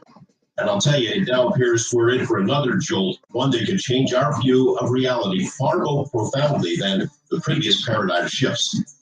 Think of how much our view of reality has changed just in our own lifetimes, just in the past few years. I mean, it was just a couple of years ago, we didn't know of any planets outside of our own solar system. Scientists thought they were out there, but they never found one. Well, you know, by 2004, there were more than 100 extrasolar planets known. I think the number is probably up close to 200 right now. Astronomers pretty much accept the planetary model in our solar system is like the norm, which conservatively means there could be 100 billion stars with planetary systems of their own in our galaxy alone. And you know, they talk about the Goldilocks planets. There could be billions of those as well, those that exist that could have Earth-like conditions that could foster life. You figure the Hubble telescope has shown that some of those other planetary systems could be 13 billion years old, 3 times as old as our little neck of the woods. And, you know, Giordano Bruno wrote back in the 1500s, he thought that innumerable suns exist, innumerable Earths revolve around these suns in manners similar to the way the 7 planets revolve around our sun. And he thought that living beings inhabit these worlds. So how many of these planets out there are suitable for life? Not long ago, scientists believe our own solar system was pretty much devoid of life, except for Earth, and even that's changed in the past couple of years. New evidence from Mars, including that controversial meteorite that was found some years ago, strongly suggests that life may have existed on the red planet not that long ago. We know that those two intrepid rovers, Opportunity and Spirit, are still up there cranking it out on Mars, finding new discoveries every day. We know that there's increasing evidence that liquid water existed a short time ago on the surface of Mars, that water in the frozen form is probably still there somewhere in the soil. And we know that any day now it's entirely likely that evidence of microbial organisms existing on Mars will be released. You get new theories by prominent researchers arguing that the microbial life exists in the planet, in the atmosphere of Venus, a planet long deemed as completely inhospitable to life. You've got the possibility of life on moons of Jupiter, Europa specifically, and perhaps even on the moons of Saturn. Everywhere we look, it seems like the possibility of life, the chances for it increase. It's hard for non-scientists, I think, to envision a single universe as vast as our own, one that was seemingly created out of nothingness in a single Big Bang some 14 billion years ago. But what happens to our collective view of reality when the word filters down to the rest of us outside of the scientific establishment that our universe is only one of many? And today, there is an increasingly accepted view prevailing among quantum physicists that there is an infinite number of other universes, that the structure of these universes may be far more exotic than we can even fathom, parallel dimensions that are almost beyond the comprehension of our best minds. It's a concept known as the multiverse or many worlds theory. It's gained widespread acceptance in scientific circles, and it just blows you away when you think that not only our universe could be teeming with life, intelligent life much older than on our own planet, but that there are an innumerable number of other universes as well. Something to ponder. We're going to take a short break and come right back, Coast to Coast AM. Welcome back to Coast AM. My name is George Knapp. I'm your guest host this evening. Coming up in about less than 15 minutes, we're going to be joined by the one and only John Lear, controversial figure in ufology with some outspoken views on a range of topics. Area 51, Bob Lazar. I'm going to talk a little bit about the good old days of how that whole controversy erupted. John was there right from the beginning, and I think you're going to want to hear some of this because I don't believe that a lot of these details have been discussed publicly anyway, not on the radio, national radio broadcast. So that's coming up in a couple of minutes. Just before we left you, I was talking about the nature of reality not being what it used to be. We started to mention the possibility of the multiverse theory and its increasing acceptance by physicists and cosmologists, and what a mind-boggling concept it is, and how it's going to possibly result in a fairly fundamental paradigm shift once it sort of sinks into the rest of us here. One of the origins of this is the first step towards sort of reconciling the profound differences between, say, the microscopic world of quantum theory and the macroscopic world of relativity came back in 1957. A Princeton graduate student named Hugh Everett proposed that atoms and objects can, in fact, be in more than one place at one time. It was like this big leap forward toward explaining the many worlds version of reality, and set into motion this 30-year-long paradigm shift among physicists, in which scientists gradually came to accept the idea that our universe is a far stranger place than what we learned back in high school or even in college. And by the 90s, of course, prominent articles have appeared in the mainstream press and in respected journals, science journals, about the fantastic possibilities of the multiverse paradigm. Scientists recognizing that 90% of the physical universe is essentially invisible to any instruments that we can devise. The fundamental inability of scientists to measure or predict the position and momentum of any of these elementary particles is kind of clearly at odds with what science is supposed to do. So they came up with a new theory. And depending on your version of string theory, there are either 11 dimensions or 26 dimensions. Our own world consists of 3 known dimensions, of course, or 4 if you count time. The more exotic string theory version of reality didn't immediately win over the science world, but it's come to be pretty widely accepted now. Michio Kaku, if you read much science, you got to know that guy. He's a New York physicist and a best-selling author. He says that we physicists no longer believe in a universe. We believe in a multiverse that resembles the boiling of water. Water boils when tiny particles or bubbles form, which then begin to rapidly expand. And if our universe is a bubble in boiling water, then perhaps big bangs happen all the time. Now, that's pretty heady stuff, and it's not going to be easy to assimilate for the general population. But imagine the more exotic possibilities of this theorem. If our universe is truly infinite, and there's an infinite number of other realities consisting of parallel dimensions, alternate universes, and they're all real and they're populated, then everything that could happen is happening somewhere. Scientists speculate that there are universes where the laws of physics as we know them don't operate. Some universes must have life, others must be dead. There are universes probably where time runs backwards. People there go to bed, then they work backward through their day, and they take off their pajamas and backwardly put their suits and ties back on and walk in reverse to their dinner tables, that kind of stuff. Water glasses that are accidentally dropped and shattered on a kitchen floor, they miraculously reassemble in the hands of the person who dropped them. Weird stuff. In the same vein, alternate versions of history are played out in those parallel worlds. Somewhere Hitler conquered the planet and buried the story of the Holocaust, and Abraham Lincoln was killed while splitting logs and never became president, and Bill Gates gave up on computers and drifted into a crack cocaine habit that landed him in prison, and dinosaurs survived the impact of a killer comet. Have you ever wondered what your life would have been like if you had gone to a different school or accepted a different job or married a different person? Well, in the multiverse, all those things have happened or are happening.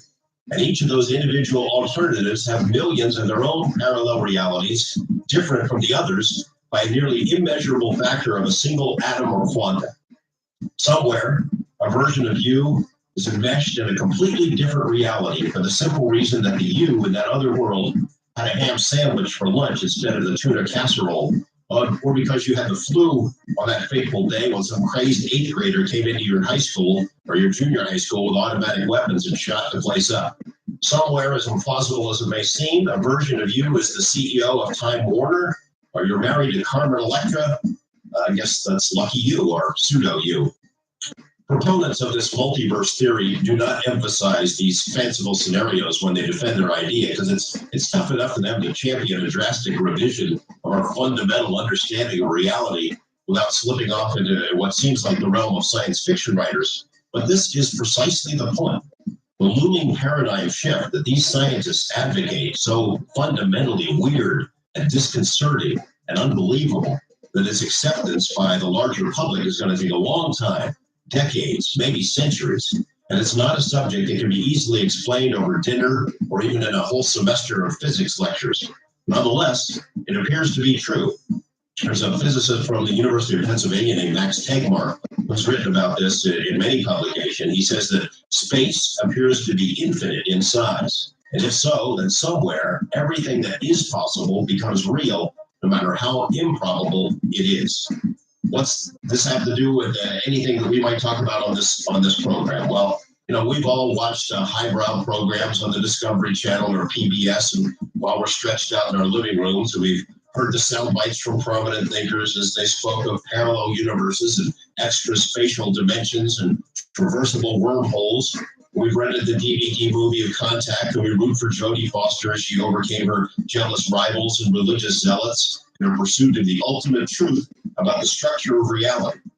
And we're comfortable in our assimilation of these entertainments. We watch them, we click off the tube, we go to bed, we get up in the morning and drive to work, as if none of this has anything to do with our real lives. Abstract physics concepts might be a pleasant diversion on a Tuesday or Wednesday night, but they sure don't pay the bills on Wednesday. What if these fantastic scenarios, though, suddenly intruded into our lives in direct, unmistakable, and frightening ways? How would we react if we were forcibly dragged out of our psychic comfort zone into a world where wormholes are staring at us from a matter of feet away, or we could peer into an alien sky, or if we had some kind of a glimpse into an alternate reality where bizarre creatures invade our space, where prehistoric beasts or futuristic flying machines somehow seeped into our mundane existence from some other place and systematically assaulted our loved ones or our possessions and our most basic concepts of reality. Well, that's sort of the topic of these programs on Coast to Coast that Art Bell and George Norrie have been exploring all these years, examining things like UFOs, Bigfoot, poltergeist, near-death experiences, remote viewing. I mentioned to you at the top of this hour that our understanding of reality is changing. A lot of that has to do with the incredible pace of scientific progress all around us here. Our world is changing in every way that we can imagine.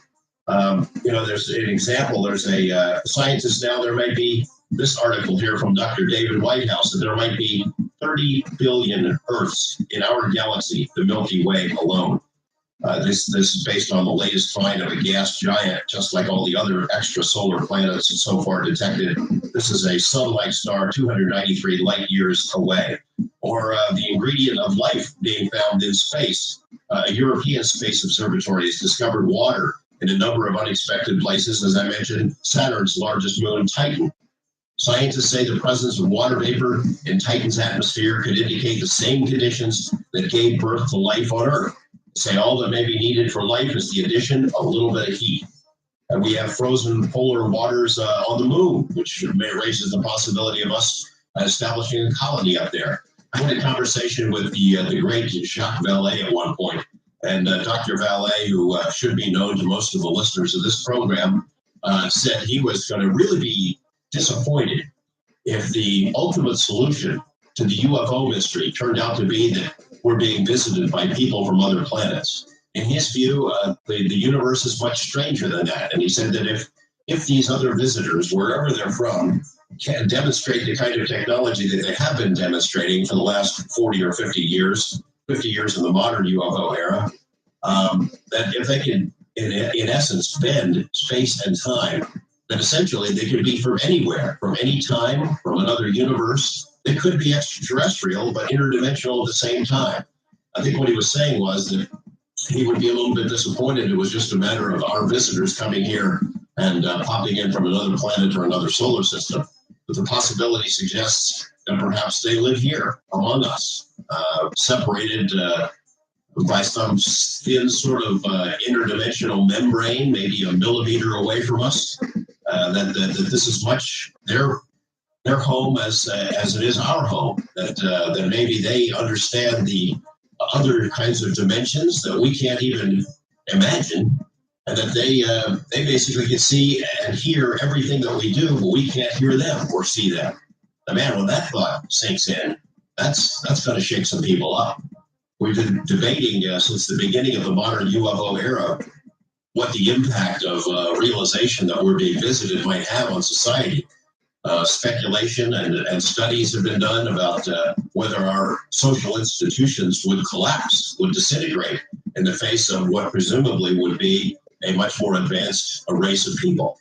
And a lot of folks think that we're not ready to understand that kind of thing. Well, I think the viewers, the listeners of this program are certainly ready for it, because this is something you've been interested in. You've all been studying it and listening and hearing about it and debating it for a lot of years. It was only a little bit later that I learned about the flying saucer story, about the possibility that ET technology was being stored and tested out at Area 51, actually more specifically a place called S4. And the reason I heard about it is the guy who's going to be coming on in a couple of minutes, John Lear. John has a distinguished career as a pilot. He's flown missions all over the world for the CIA. His father is the inventor of not only the Lear jet, but the 8-track tape system, which was mighty fine technology back in its day. Just a moment from now, we're going to be talking with John Lear, and you should buckle up your seats because you don't want to miss it. Back in a moment with Coast to Coast AM. Welcome back to Coast AM. I'm George Knapp. Let's get right to it. John Lear is a retired airline captain, a former CIA pilot, as well as the son of the famous inventor of the Lear jet. He's flown over 150 test aircraft. He's won every award granted by the FAA. He holds 18 world speed records and has worked for 28 different aircraft corporations. But back during the 1980s, his life sort of took a different kind of a twist when he started looking into the UFO mystery and issued a manifesto that today remains controversial. John Great to hear you. Great to talk to you. Good evening, George, and good evening to all my friends at AboveTopSecret.com, the three amigos, Mark, Bill, and Simon. And just a reminder that all the stuff I'm talking about with George can be found on AboveTopSecret.com.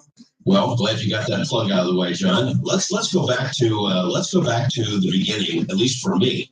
1987 is 20 years ago. The first time I met and talked to you, you came into the TV station, and you already had some credibility with my news managers because of some other stories you worked on with them that became national, international stories. You tried to talk my mentor and friend, the late Ned Day, into taking a look at a stack of UFO documents. Ned wanted nothing to do with them, but I was eavesdropping, and I said, hey, let me take a look at that stuff. And I was just flabbergasted by what I read. I think it included the MJ-12 documents, as well as some documents that have been squeezed out of the government through the FOIA process that you provided me. And so I had you on a little show I had back then called On the Record, one of those shows that airs at 4 o'clock in the morning and nobody watches. And the mayor would come on, or a city councilman, and talk about things that nobody cared about. And you come on and start talking about flying saucers. And my phone was ringing off the hook. I had you on again a second time, and the response was even bigger. And I realized that whatever you were saying touched the pulse of the public in a way that I had no appreciation for previously. So that's how I got started in looking into UFOs. I'm not sure if I should thank you or blame you for that. That's exactly the way it happened. And I remember I was very good friends with Ned. He helped me expose a couple of frauds that were going on in Las Vegas, one with the police department. And he was really a good guy, really informed. And if you remember, I was the one that tipped him off to the cell fighter. I think it was in the early 80s before anybody knew about it. And he was writing for the Valley Times, Bob Brown.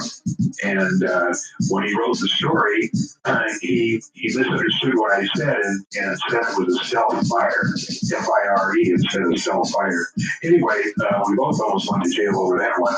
But I do remember that day clearly when I was in there trying to tell Ned about what was going on in Area 51. And I remember what he said to me. He said, John, it's not possible. I would have known about it. And that's when you came up and said, I'd like to take a look at your stuff. Well, I sure am glad for that, because back in those days, you were very gracious to help a rookie investigator look into this stuff, providing me time and expertise and a lot of access to your files, voluminous files, and really gave me a good underpinning and understand, at least to get started on this mystery. And I was kind of cocky about the whole thing back then, John, thinking, well, look, what this mystery needs is a good investigative reporter. Give me 6 months, I'll have this wrapped up. And of course, that was 20 years ago, or certainly not any closer to it. You had had an interest in Area 51 long before the rest of the world had heard about the place. I think something in the late 70s with Bob Stoddall, another Las Vegas newsman, right? Yeah, back in 1963, when I was working as a flight instructor in Hawthorne, I found out about the SR-71, and the guy who told me about it talked about a secret place up in Nevada, and it took me like 4 or 5 years to find out exactly where it was. First of all, I thought it was up in Tonopah,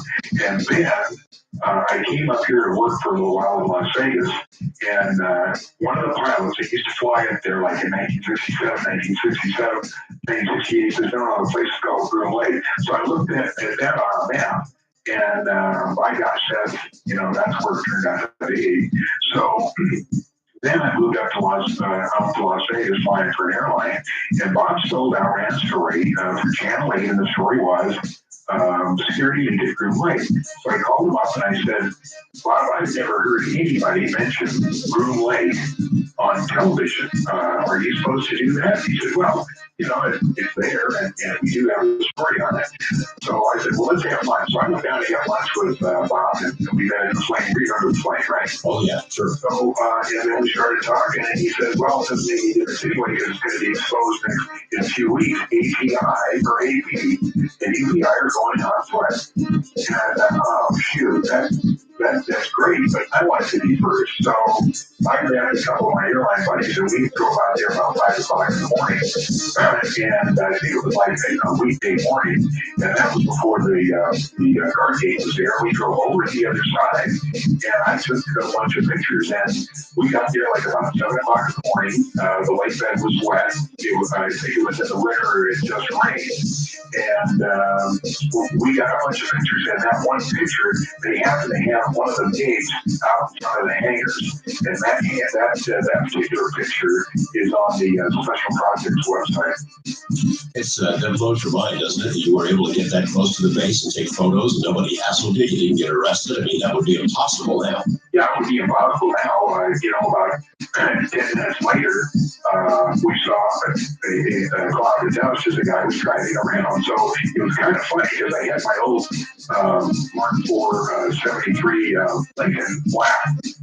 And a couple airline guys, we were just standing there, and I had the camera on a tripod. So what happened is this guard was letting a pickup truck out. So all it was a little chain link, or just a chain across the road. And he let the chain down, let the guy go through, and he's putting the chain back up.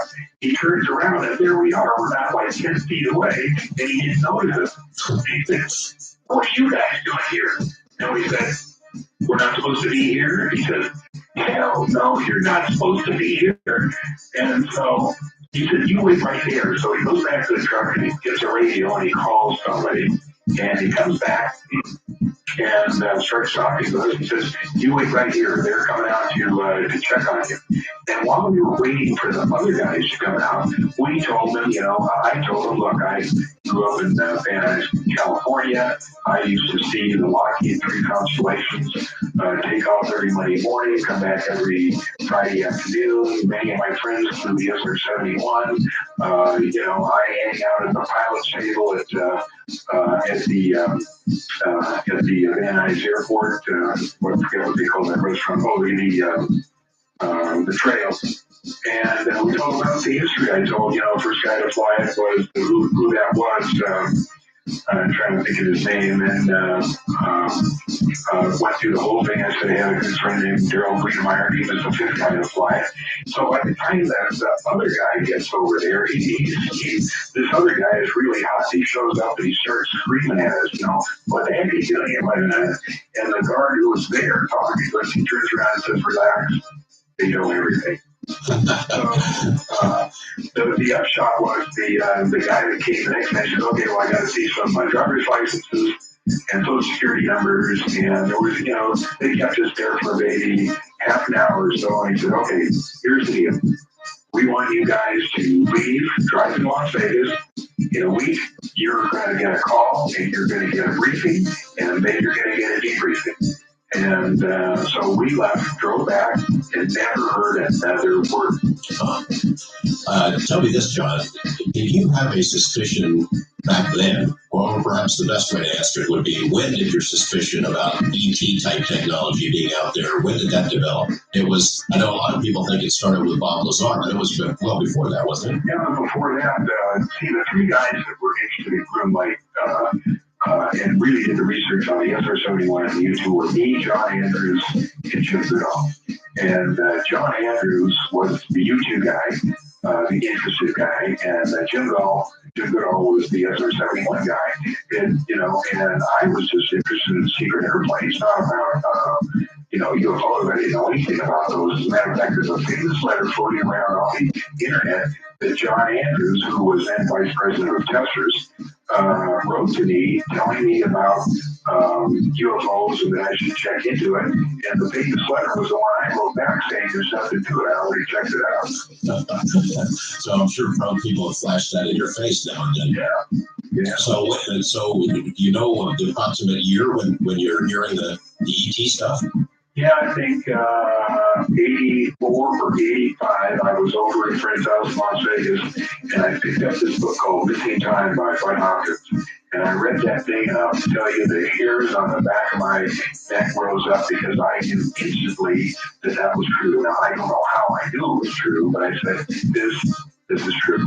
And that's when you started Then I ran into the guy, the Air Force guy that I knew over in Laos. He was one of the Ravens, the sheepdip guys that they took out of the Air Force, gave civilian ID, and they flew in Laos for us. Greg Wilson was his name. He lives down in New Orleans, and I met him at one of the Southeast Asia pilot reunions here in Vegas, and I think it was 1984. And we started talking, and he told me he was at Bentwaters. Well, station at Bentwaters flying A-10s. Well, I knew that Bentwaters figured into this story because in 1980, there was a lightning there of three saucers, and it was a big deal. It was called the Bentwaters incident. There was a book about it. So I said, well, Bentwaters, I said, did you ever hear about the Bentwaters incident? He said, yeah, I was there that night. He said, I didn't get to go out and see the saucers, but I know the guys who did. And I said, wait a minute, you mean this stuff is true? He said, as far as I know it is. And then he told me the story. And those two things, but out the book and what Greg told me, were the ones that really set me off on saying, I got to find out what's going on. Now, you knew a lot of guys in aviation circles. You knew a lot of guys in intelligence circles, military circles. So you basically went on a one-man information campaign to find out what everybody knew, right? Right. And basically, most of those guys knew nothing. And, it was so secret. And then I took a little trip in 1987 where I went to, drove all through Colorado, New Mexico. That's when I joined up with Linda Howe. And we went down to Roswell, and we ran into all those mutilated cows. I mean, it was the most bizarre trip I've ever made. And that's when we met Clifford Stone. And I met some of the UFO guys in Preston, Colorado, to exchange information with them. And then on my way back, when I was coming back from Cayman, that's when the drive from Cayman to the dam was as black could be. Do you remember making that drive when I was black? Sure. These days, I mean, there's lights the whole way, but those days, like 1987 is when I drove back, it was black and something followed me, and it scared the living daylights out of me. And it was just a light, or actually it was two lights, and it never threatened me, but it scared me to death. And I got home, and that's when I wrote that, the world is round, or whatever the thing is. And I assembled all the information that I had, and started out, and that's what started the whole thing. I was going through my John Lear files in preparation for this program and found some real treasures. And one of the things I have is the statement you released December 29th, 1987. Attached on the front of it is a handwritten note from you, some background information. Dear George, attached is some background information you may need for the next year. Happy holidays, which is quite a collector's item because this really puts you into the maelstrom, into the eye of the storm of UFOs and UFO theories, and you got a lot of flack for it. Yeah, did I ever? And when I started talking about this, I had no idea that the military and the government not only knew all about it, but they were, they were, the whole thing. It just didn't occur to me. Let me ask you this. Something else I found in that file of John Lear stuff is an article from August of 1957 from I think it was called the NICAP Bulletin. It's about your father. And I was wondering if, I know you and I have talked about it privately about this before, whether you had ever got any information on this subject from your father, William P. Lear Sr. But in this article, it notes, in a surprising reversal, it says, William P. Lear, noted aviation and electronics inventor, recently stated that the flying saucers do not carry creatures from other planets, but probably are intelligence-gathering devices launched from other worlds. In February 1955, Lear publicly revealed his belief that UFOs came from outer space and are piloted by beings of superior intelligence. Did you ever sit down with your dad and have a conversation about this? No, see, he got his hands slapped by MJ-12. He was close to most of them, particularly Vandenberg, Hoyt Vandenberg, was always in the house. He was one of the original members of MJ-12. As a matter of fact, my mom, in later years, and I'm talking like 20 years ago, told way after my father died, said that Hoyt Vandenberg had a crush on her. Jimmy Doolittle, who was as close to MJ-12 as you could get without having an MJ-12 number, he was always around the house. My dad was friends with Major Twining. My dad was on the board of the Lovelace Clinic in New Mexico. They're the ones that did the autopsies on the aliens. He was really involved, but during the time he was alive, he never discussed it with me, and I think he made some comments, but it's only in the recent, 3 or 4 years that I found out how really involved he was.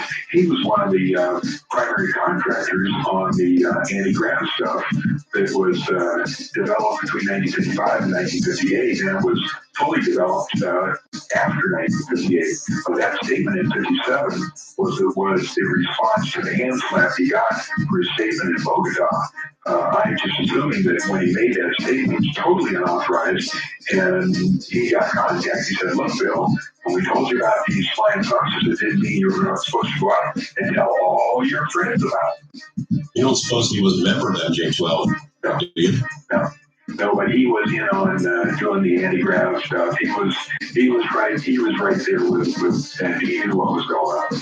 I remember seeing news articles, old newspaper articles, including this one I'm holding here, that mentions about his anti-gravity research. And he said, there's a quote from him: "Once we can explain gravity, we can do something about it." And then poof, those articles, it disappears. There's no more discussion of it in the public press. Do you think that was a result of him speaking about flying saucers? Or that they perhaps that they were able to study those saucers to get our clues about how gravity works? They studied it and perfected it between 1950. They studied it and then perfected it. Had it perfected between 1958 and 1960, and that's why you don't see any articles of any kind, aviation, space technology, James Defense Weekly, nothing, no mention ever of any kind of research on anti-gravity. And the reason is they already have it. I know you've had some ups and downs in your life because of your interest in UFOs, because of the things you've said publicly about them. I thought for a while that you'd given up on the topic because it was just too hard on you and your family, but now I see you sort of bounce back. You're involved in online discussions on an ongoing basis. What happened? What's the deal with your personal life and your interest in the topic? Well, there were several times that, just kind of either took a break or said, I don't want to do this anymore because it's so overwhelming when you realize what really is going on. It's so overwhelming that, it's tough to take. So it's depressing too, isn't it? Or it's depressing. It's not depressing. Well, it's just, all I can say is it's overwhelming. So I took, a few months off, I think in 88 or 89, I can't remember. And then the airline that I worked for in July of 1989 called me in one day and they said, "You don't actually believe this stuff, do you?" And I said, "Yeah, as a matter of fact, I do." And they said, "Well, we can't handle a captain flying passengers that believes in UFOs. So you need to find employment elsewhere." So they gave me 3 months pay, and I went and just started flying cargo out of Detroit, which was a lot of fun. Life has a way of working it out. I met a lot of good friends, and I kind of let the UFO thing drop for a few years, and then I took it up a little bit, but then I really didn't get back until like 2003 or 2004 when Art Bell called me up and he said, "Hey, why don't we do another show?" And so about that time, they were talking about disclosure, and I think that's probably it's not that it's a ridiculous notion; it's just that it's never going to happen. So I had a few words to say about that, and I wrote the famous Lear disclosure briefing, and just stayed in and out of it, and got back in it, and I am on this forum called AboveTopSecret.com, and we discuss all of it. And what's fun about being on AboveTopSecret.com is there's so many guys with so many different ideas, and you better be able to support yours because they will crucify you because they're so knowledgeable. I mean, there's guys that that get on there and they really know what they're talking about. So if you can't back up what you're talking about, you're toast. You mentioned that you don't believe disclosure is ever going to happen. It seems like every other year or so, somebody comes out with a statement, "Oh yeah, it's just around the corner." The good guys on MJ-12 want to spill the beans, but they're fighting with the bad guys at MJ-12, and any day now it's going to come spilling out, and of course it never does. Why do you suppose it needs to be kept a secret? Maybe that goes to the center of your thesis that you released back there in 1987. Yeah, it goes to the core that it's really none of our business. And people say, well, what do you mean? I got a right to know if there's aliens on Earth. Well, you really don't, because it's not about that. You need to just continue on your life, be a good guy, try and get rid of the bad things in your life, which are envy and greed, and just try and improve yourself. You don't need to know about what's going on in the background. Of course, you just want to know. And, and if you want to know, I'll tell you, but it's not like there should be a mass briefing on CNN where they come on, the president comes on with his chief of staff and his joint chief of staff that says aliens are here and, here's where they're from. That's never going to happen. It doesn't need to happen. Disclosure happens on a one-on-one basis. And that means that when you're ready to know, you will be told. And you won't be told by the government. You'll be told by someone else. I know that a lot of people in our listening audience will find this frustrating, but I'll have to make an admission here myself, is that the longer I stay in the field and keep tabs on what's going on and do my own research, the less inclined I am to advocate for a complete disclosure. I agree with you completely that it's not going to happen. Perhaps for other reasons, perhaps because a lot of people would go to jail if they had to admit what they've been doing all this time. But also, I know that people think that they're ready. I know that they may be, in fact, ready for an idea that they're extraterrestrials. I'm not convinced that they're necessarily ready for what could be a very disturbing truth about the reality of life in our universe and on our planet. You nailed it exactly. Matter of fact, I'm going to play that back and type it over because you just said exactly what I feel. Why don't you give us a brief synopsis of what you came out with in the John Lear document? Because you talk about startling. There were a lot of startling things in there that really shook ufology down to its feet. Well, it's kind of hard to remember. I haven't read that thing in a long time, but basically I talked about what I found out in the year and a half before that, and it was basically that, yes, there was a cover-up, yes, extraterrestrials are here, that a group named MJ-12 is dealing with them, that we have a lot of technology that we're trying to find out about. And that there have been several agreements made. The agreements were, now, this is what I wrote in back then. It doesn't mean I necessarily believe it now, but what I wrote was the agreements were that in return for our permission to abduct a certain amount of humans, that the aliens would give us certain technology. There was also a little bit of reports of the Grudge 13, infamous Grudge 13 report, some of the gruesome UFO incidents that they had, and basically I ended up it wasn't a manifesto, it was basically what I thought, and I said, if you ever see a flying saucer with beautiful green and yellow and blue lights, run like hell, because I didn't have anything else to say. Here's the funniest thing. Woodley Stryber, who used to call me practically every night, telling me about his experiences, when he read that, he called me up and he said, I read your thing, and I said, yeah. And he says, where you say you run like hell? And I said, yeah. He says, where?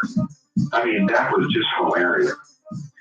One of the things that you wrote in that paper was that you said that on April 30th, 1964, the first communication between aliens and the U.S. government took place at Holloman Air Force Base in New Mexico. 3 saucers landed at a prearranged area, and a meeting was held between the aliens and intelligence officers of the U.S. government. How do you know? That was Bob Emanger told me that. He's the one that was approached in the 70s. He was part of Stanford Films, which was a CIA cutout that did their work. And they said, look, we're ready to release the story on UFOs. We're going to give you, and I think it was 10,000 feet of film of UFOs and that meeting and everything. And they said, we want you to tell the story. And that was the video that came out, UFOs past, present, and future. But what happened is they made the movie and got everything ready. And at the last minute, they did have that footage. And at the last minute, the Pentagon said, no, there's been a change in plans. We don't want to do it. And so the video that you see on that today is released, and there's several different names for it. That's why there's no conclusion in the end, no footage. I mean, the story just ends. But that was supposed to be the release. And I've spent many hours with Robert Emanger. He's retired now. I think he lives in the South somewhere. And he told me all about the briefing they got and, about that whole meeting. Now, that wasn't really the first one. The first one was in 1954 at Edwards Air Force Base, which was then called Muroc Air Force Base. And that's when Eisenhower had the famous meeting with the aliens there that he supposedly went to the dentist, and that's where we had so much of the documented material on that particular meeting. So there were several meetings. We're going to take a short break, John. When we come back, I want to ask you about the suggestion that there was some sort of a treaty to allow aliens to abduct humans. Stick around, folks. I'm George Knapp, guest host here on Coast to Coast AM. Welcome back to Coast to Coast AM. I'm George Knapp, your guest host. My guest this evening, John Lear. John, in the paper that you wrote back in December of 1987, one of the central points you made was that you believed, at least back then, that there had been some kind of a deal worked out between our military and these alien visitors that would allow them to abduct humans. Here's my question about that prospect, and I don't know if you still believe that to be the case or not. But I always wondered, well, if that were true, why did the aliens have to make a deal? Didn't they just do it on their own? Aren't they just still doing it on their own? Why would they need our permission if they're so technologically superior to us? You're absolutely correct. There's no reason why would they have to make a deal with us. If they did, and I don't know that they did, it was a scam on their part. You know, maybe we had found out about the abductions, and they, in order to placate the military, they said, well, look, here's the deal. We just want to abduct a few. We'll give you the names and everything. And in return, we'll give you all this cool technology. And you believe that they lived up to that part of the party? The aliens? Yeah, that they did give us the technology that perhaps was out at 51? Lots of cool technology. It's the other part they didn't live up to. I mean, you know, everybody gets abducted. I thought, you know, in those days it was 1 in 10, but it's certainly more than that. One of the other parts that you mentioned, you get into the stuff about Groom Lake in that paper back when it was that was my initial introduction to the possibility that alien technology had been tested and stored out there. This is prior to your involvement with Bob Lazar, right? Right. You wrote that you felt that the base had been closed down for a period between 72 and 74, and a huge underground facility was constructed out there, which is where this bargain for technology was set into place. Do you believe that to be the case still? Now, there's certainly a huge underground facility there. Now, whether there's any current saucer technology there or not, I'm not sure. There is certainly aliens there in that underground area there.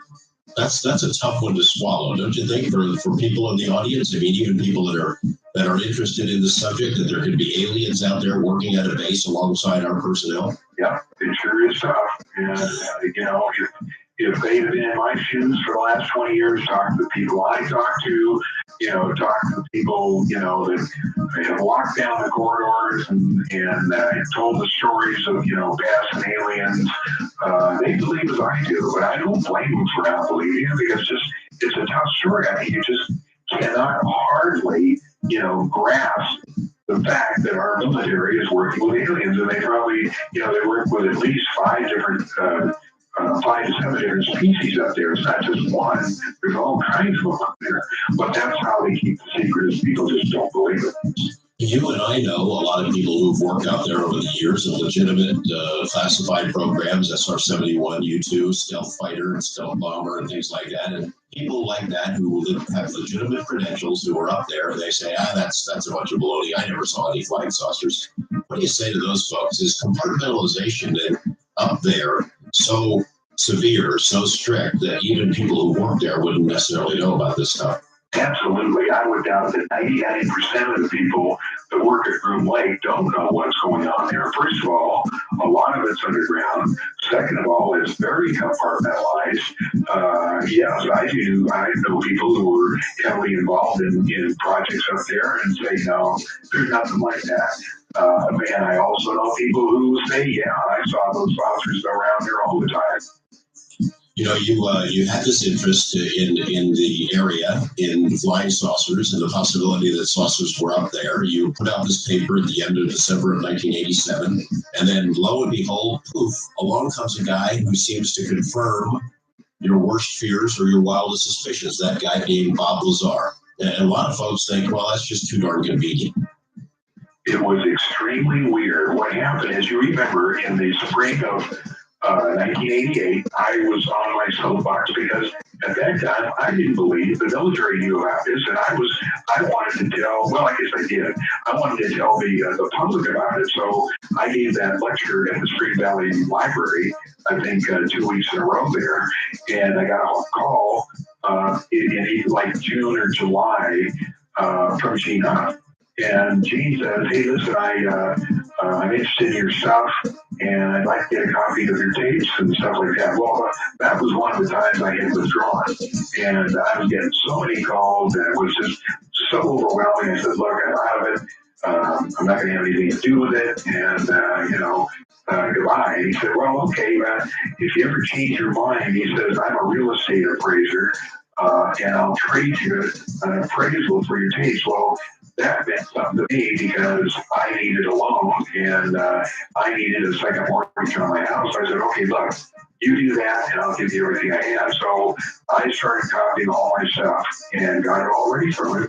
And we made a appointment. He comes over with this guy, and he says, if I help you here, we're going to measure your house. And we start talking. It turns out this guy's name is Bob Lazar.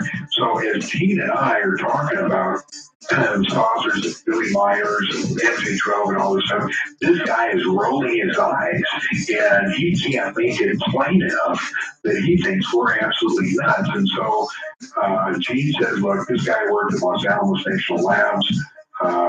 He's a scientist. He was a scientist there. He thinks we're nuts because he said if there was anything there that he would have known about it. And then Bob says, yeah, look, he said, I had the highest clearance. He said, I was the nosiest. I poked around everywhere. He said, if there was anything to this, I would have known about it. Didn't we hear that from that day? So anyway, that was like in the June or July of 88. Over the next 3 or 4 months, we started giving Bob Lazar information, and he was receptive. He said, okay, well, I'll look at it. And one or two, I think there was 3 things that really tipped him over. And one was the YY-2 secret address that we had at Los Alamos, and the fact that we knew about it and he didn't. And the other was, I forget what the 3 things were. Oh, the grudge reports, he didn't find those. That were not supposed to exist. And there was a third one, I forget what it was, but anywhere around October, he had decided to re-enter the scientific community to find out if this was true. And that's when he called Dr. Teller of Lawrence, Livermore, California, and said, I want to re-enter the scientific community.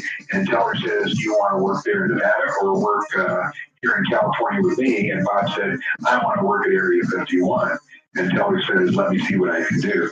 That's when Bob got the 3 interviews at EG&G, And I even have a typewritten piece of paper of the second interview because he came over here. Because the first question on the second interview was, do you know John Lear and what do you think about John Lear? And Bob says, the way I answered that question was, yes, I know John Lear, and I think he sticks his nose into places where it doesn't belong.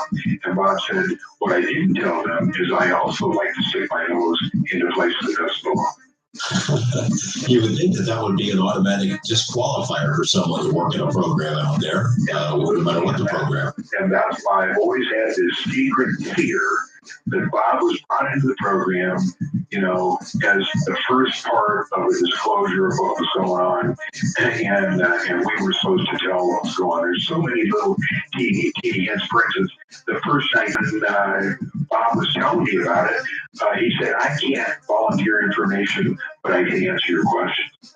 And, you know, it's like it was a setup, and it's never been resolved in my mind whether or not, you know, it was a setup. Now I know this, or I feel all the stuff he told me was true. So the question is, were they purposely trying to get this information out? What did you think about him when you first met him? What was your impression of him as a person? Smart guy? Smart guy, and, you know, he handed me his resume. His resume did have it was a 8.5 by 11 little folder.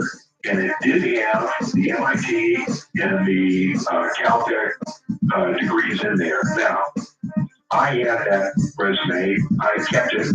It disappeared. I can't explain why there's no records of his schooling. I can't explain why MIT doesn't have any records. I do know that he went to MIT when he was working on Los Alamos. There are those who wonder if these two men were working with the government on some sort of a trial balloon, a psychological exercise to see whether or not a release of information about government knowledge of the ET reality might cause a panic. All those theories have floated around over the years. We're going to come back with John Lear in just a minute and ask him each one of those one by one, as well as his relationship with Lazar, how it developed, how this story unfolded, a story that is now known all over the world. I'm George Knapp on Coast to Coast AM. We'll be right back. Welcome back to Coast AM. I'm George Knapp, your guest host. My guest this evening, John Lear, the one and only. John, we've been talking about Area 51, Bob Lazar, how you two first met and how you sort of debriefed Bob about UFOs in general and the cover-up. You know, you've heard the theories that I just discussed in that previous to that break about all the things that have been said about you and about Bob and what you two were really up to over the years. Let's go through them. I'd like to give you the chance to answer some of these things. The fact that you guys were working in cahoots together to cook this whole thing up. What do you think? Sounds good. But first, I want you to say hello to my friends at Above Top Secret. Hello, friends at AboveTopSecret.com. Thanks, George. All right. Tell me about, you've heard all those statements about you and Bob and who was playing whom and whether you were working in cahoots for the government and things of that sort. The idea that you created him, that you put him up to this. Let's deal with that one first. Well, I know how to answer that. I know nothing about physics. I wasn't the one that told us about gravity A and gravity B. Those are two real things. Bob Lazar gave us those. I don't think it's been released yet, but when scientists do release what gravity really is, and it doesn't have nothing to do with gravitons, there is two gravity waves, gravity A and gravity B. One works on an atomic scale and one works on a larger scale. I didn't invent that. Also, I didn't invent the element 115 and the properties and how it works and how it's stable at 115 but unstable at 116. And the reaction giving off the antimatter and the access to the gravity A wave, which allows travel, at hundreds of times the speed of light. So I didn't, Bob was the one that learned that up at S4. So the idea that both of you did this as a disinformation plot to distract attention away from something else that was going on up there, I've heard that one more often in ufological circles over the years, and it seems to be the prevailing view among the UFO hierarchy that it was a disinformation plan to distract attention from something else up there, which I've always thought if that were the plan, that was a really stupid plan, because by saying there are flying saucers up there, it created an international sensation, drew tens of thousands of people. They're still going out there to look at whatever it is that's flying around out in the skies above central Nevada. And yeah. I agree 100%. I mean, if it was a disinformation, they did the wrong thing. You mentioned something a couple of minutes ago before the break that you said that in the back of your head, you've always had the thought that maybe you were played by Bob, that he really was working with them. I mean, how much credibility do you give that possibility? No, what I meant to say was that I was being played by the people up at the test site through Bob, that they wanted the information released, and they used Bob to come to me because I was the UFO guy and was supposed to release it. What could be the reason for something like that if that scenario were true? How does it make sense? There was a lot of guys who wanted the information out, and when I first started this, George, I knew some guys, not particularly a group like, but I knew some test site guys. I flew for Dyne Electron, and I flew that P-26 and the OB-10 and the Huey and that Turbine Beach that was out there on Patrick, that old hangar they had out there on Patrick Lane. And I fly around there around the underground new test. What I do is my job is, depending on what airplane I was flying, was if the new test ended, we were supposed to pick up samples of it, and bring it back. And one of the other things I did is before the new test, I'd fly around the outside perimeter of the test site and between 5,000 or 15,000 feet and take wind direction speed and radio it down. And I knew a lot of the guys there. I also had a little gun shop called Special Weapons there on Maryland Parkway in Trump. And a lot of the guys would drop you. And also, I knew the chief test pilot of Special Projects. He flew with the overmiles. I knew a lot of those guys. So, every once in a while, I get a little teeny tidbit of information. And that's why I thought that it might be something like that. There was another guy that hung around a lot. His name was Jerry Myers. And I met him through the Confederate Air Force.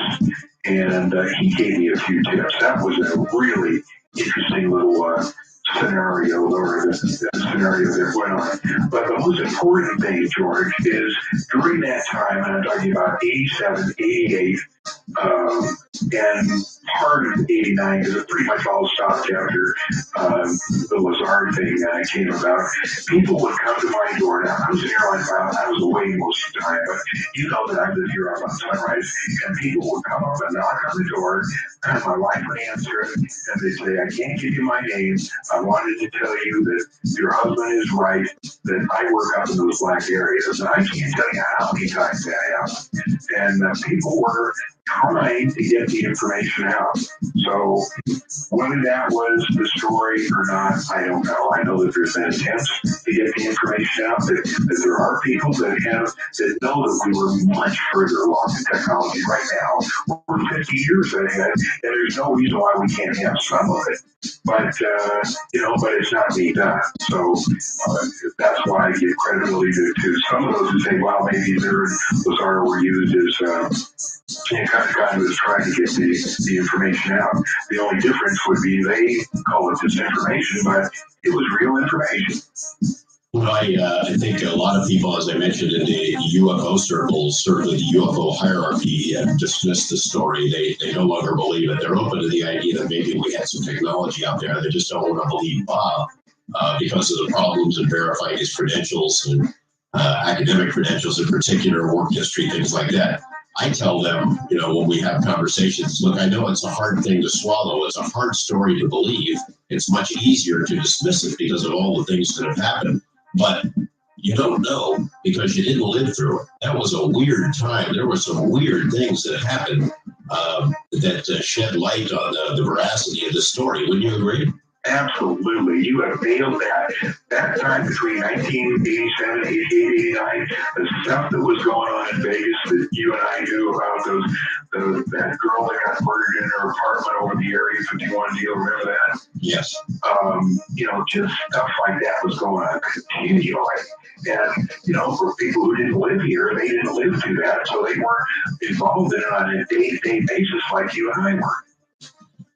First, the thing about the credentials, that's the problem that people have about Bob, and so many people have done the same steps that we did in the beginning and found out, well, he doesn't have any record at MIT or Caltech. They're not there. They find out the same thing later and think they've got a big expose or something, when in fact that information was presented in the very first story we aired about Bob. But explain to me how it would work that a guy like him could get hired up there. It's question about what his clearances were. Even if you buy the idea that he went to MIT or Caltech, he's an interesting character with a lot of different kinds of interests. The interest in the legal brothel, the jet cars, the pirate flag that would fly on top of his house, the desert blast events, and making his own fireworks. I mean, you can see a lot of reasons why people would worry about having him work at a place like that, wouldn't you think? Absolutely. And I think that, one of the things when you hire into a program like that, if you don't have a long history of being with the government, and they're going to upgrade you in a couple of months to the highest clearance level in the United States, one thing they want to make damn sure is that they have a way to discredit you instantly if anything goes wrong. They're going to make that wrongful known. They're going to, make the fact that you don't have any education credentials. They're going to have all that in place first. So if anything goes wrong, they can instantly dump you or discredit you. Well, that's one of the things that people say. Well, if this program were true, they'd have scientist XYZ, because those guys like that are much more credible than somebody like Bob. But in fact, when you look at it through that prism, Bob may have been the most qualified guy in the world for that program, because he's technically brilliant, knows a lot about science, knows a lot about mechanics and electronics and things of that sort, but he certainly wouldn't be an easy target to discredit. Absolutely. He had a broad education. He knew a lot of things about a lot of different things. And that's why when they went through the first, or when they went through the first two interviews, and then he got the third interview, they probably said, hey, this is the kind of guy we need up there. Did he tell you right off the bat when he got hired, or did he wait a while? No, the last thing I knew before he went up there was the second interview, and that's the stuff I have typed up. When he came in, he said they wanted to know about you, and there was 3 or 4 other things. I wish I had a piece of paper, but I don't have it right there. He got a third interview that he didn't tell me about. Now, the first time he went up there was December 6th. Now, he has that on that, that log he gave you, that calendar he always kept on his wall. Right. Every year, and he put, that was the flight to nowhere. Well, I looked up in my logbook and I was gone then. So it must have been either the second time he went up there, because I don't have a record of when he first came up here, but it had to be like the 8th or 9th. Maybe the second week in December, and that's when he came in the evening, like about 7 or 8 o'clock, and I'm sitting there, writing checks or something, and I said, what's going on? And he said, I saw this today, and I thought I didn't hear him. I said, what? He said, I saw this today, and I said, there's your ours. And he said, theirs. I said, you went to Area 51? And he said, yeah. I said, then what are you doing here? I said, why don't you learn what's going on up there? I said, they might have followed you here, and, you won't get to go up there again. And here's exactly what Lazar said. He said, John, you have taken so much crap over the last year that I have seen that you deserve to know that it's true. I saw it. I touched it. They're real. Well, in that sense, then he violated his security oath pretty early in the going. Exactly, but the thing is, and in part of that conversation, he said, I'm allowed to tell you, I'm not allowed to volunteer anything, but I can answer your question. No kidding. So And did he keep you appraised after subsequent events up there? Did he give you little briefings? Yeah, he'd come over and they'd tell me, for instance, it's been told 100 million times, and I'll just tell it again. And the night it was in January, and every night of January it was really cold. I had on a short sleeve shirt. He comes in. We don't want to talk openly in my den because we knew it was being recorded somehow. And I forget what the story is like that, but he gave it a high sign. And so we walked outside. You know how my den has a back door and it goes by the pool. And you walk out by that back gate, where the stable is. Yes. That's what I'm talking about, right?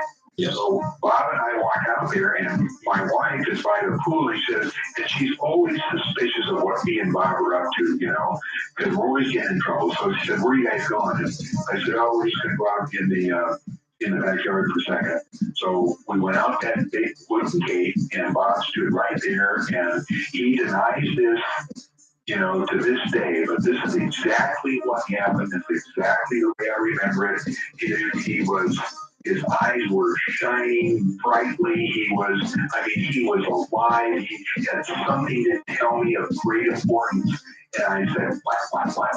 And he said, "John, you will never know what it's like to see your first live alien." I said, "You saw it for sure?" He said, "Yeah." I said, "It wasn't a doll or a puppet?" "No, I saw him." And then he told me, he's walking down the hallway, guards on both sides. He comes by this door. There's a 12-inch by 12-inch window that has the wires through it. He looked through the window, and there's two scientists in lab coats facing him, with one of the grays facing away from him, talking to the guys in lab coats. Bob denies the story of this day. He says, something like, "Well, I told John I saw something," and he said, "Oh, that's an alien, that's an alien." That's not the way it happened, George. The way it happened is the way I just told you. So that's fine if Bob wants to deny it. I can understand why he would have taken so much flack, but that's the truth as I remember it. Then in March of 1989, you were taken. First is when he was making the doggy death ray. And the doggy death ray was, my wife had some dogs, and we had just I had just made her a little Japanese garden, and they were digging up the garden. So Bob said, "Well, let me make a high-pitched tone so that it'll keep the dogs away," and we named it the doggy death ray. So that whole day, March 21st, he worked on this little doggy death ray. It was just a little amplifier. And towards the end of the day, he said, "They're going to test fly tomorrow. Do you want to go see it?" And I said, "Test fly what?" And he said, "One of the saucers." And I said, "Yeah, how can we do it?" He said, "There's a back road into Groom Lake," which I knew about because I'd already driven it. He said, "We can go down there." I said, "We can see it from there." He said, "Yeah." And I said, "How do you know it's going to be tomorrow night?" And he said, "It's always on Wednesday night, just at dusk." And I said, "Great." So the next night, Gene, Huff, and me and Bob, they showed up at my house because we were taking my motorhome. And Jackie was with us. And we loaded up the motorhome, and I think we left, about maybe 6 o'clock. We drove up Highway 15, got off at 93, went up 93, went through Alamo, turned left on 375, and we're just halfway up that summit when the transmission gave out. And Bob said, "Hey, you ever think about putting any transmission fluid in this?" And I said, "I don't think I have." So Gene got out and he hitchhiked back down to Alamo, got the transmission fluid, came back, we poured it in, and it worked. And we came out top of the hill. Now it was about 8:30, and we drove down the Groom Lake Road, parked, and got out all our stuff. And at 8:45 is when the light came up. Now it's just a light, but he was a saucer. It started jumping around the skies, and I'm trying to set up that 8-inch celestron scope. And when I finally get it lined out, the saucer is descending behind the mountain. And I got a good, like 15-second look at it as it's descending. And I described it, it was a disc oriented about 30 degrees to the right. And it was like flowing, something was flowing it off in a gold or orange substance. And it was a fine saucer. The dark side of some of the things that happened at the world's best-known secret base, Area 51.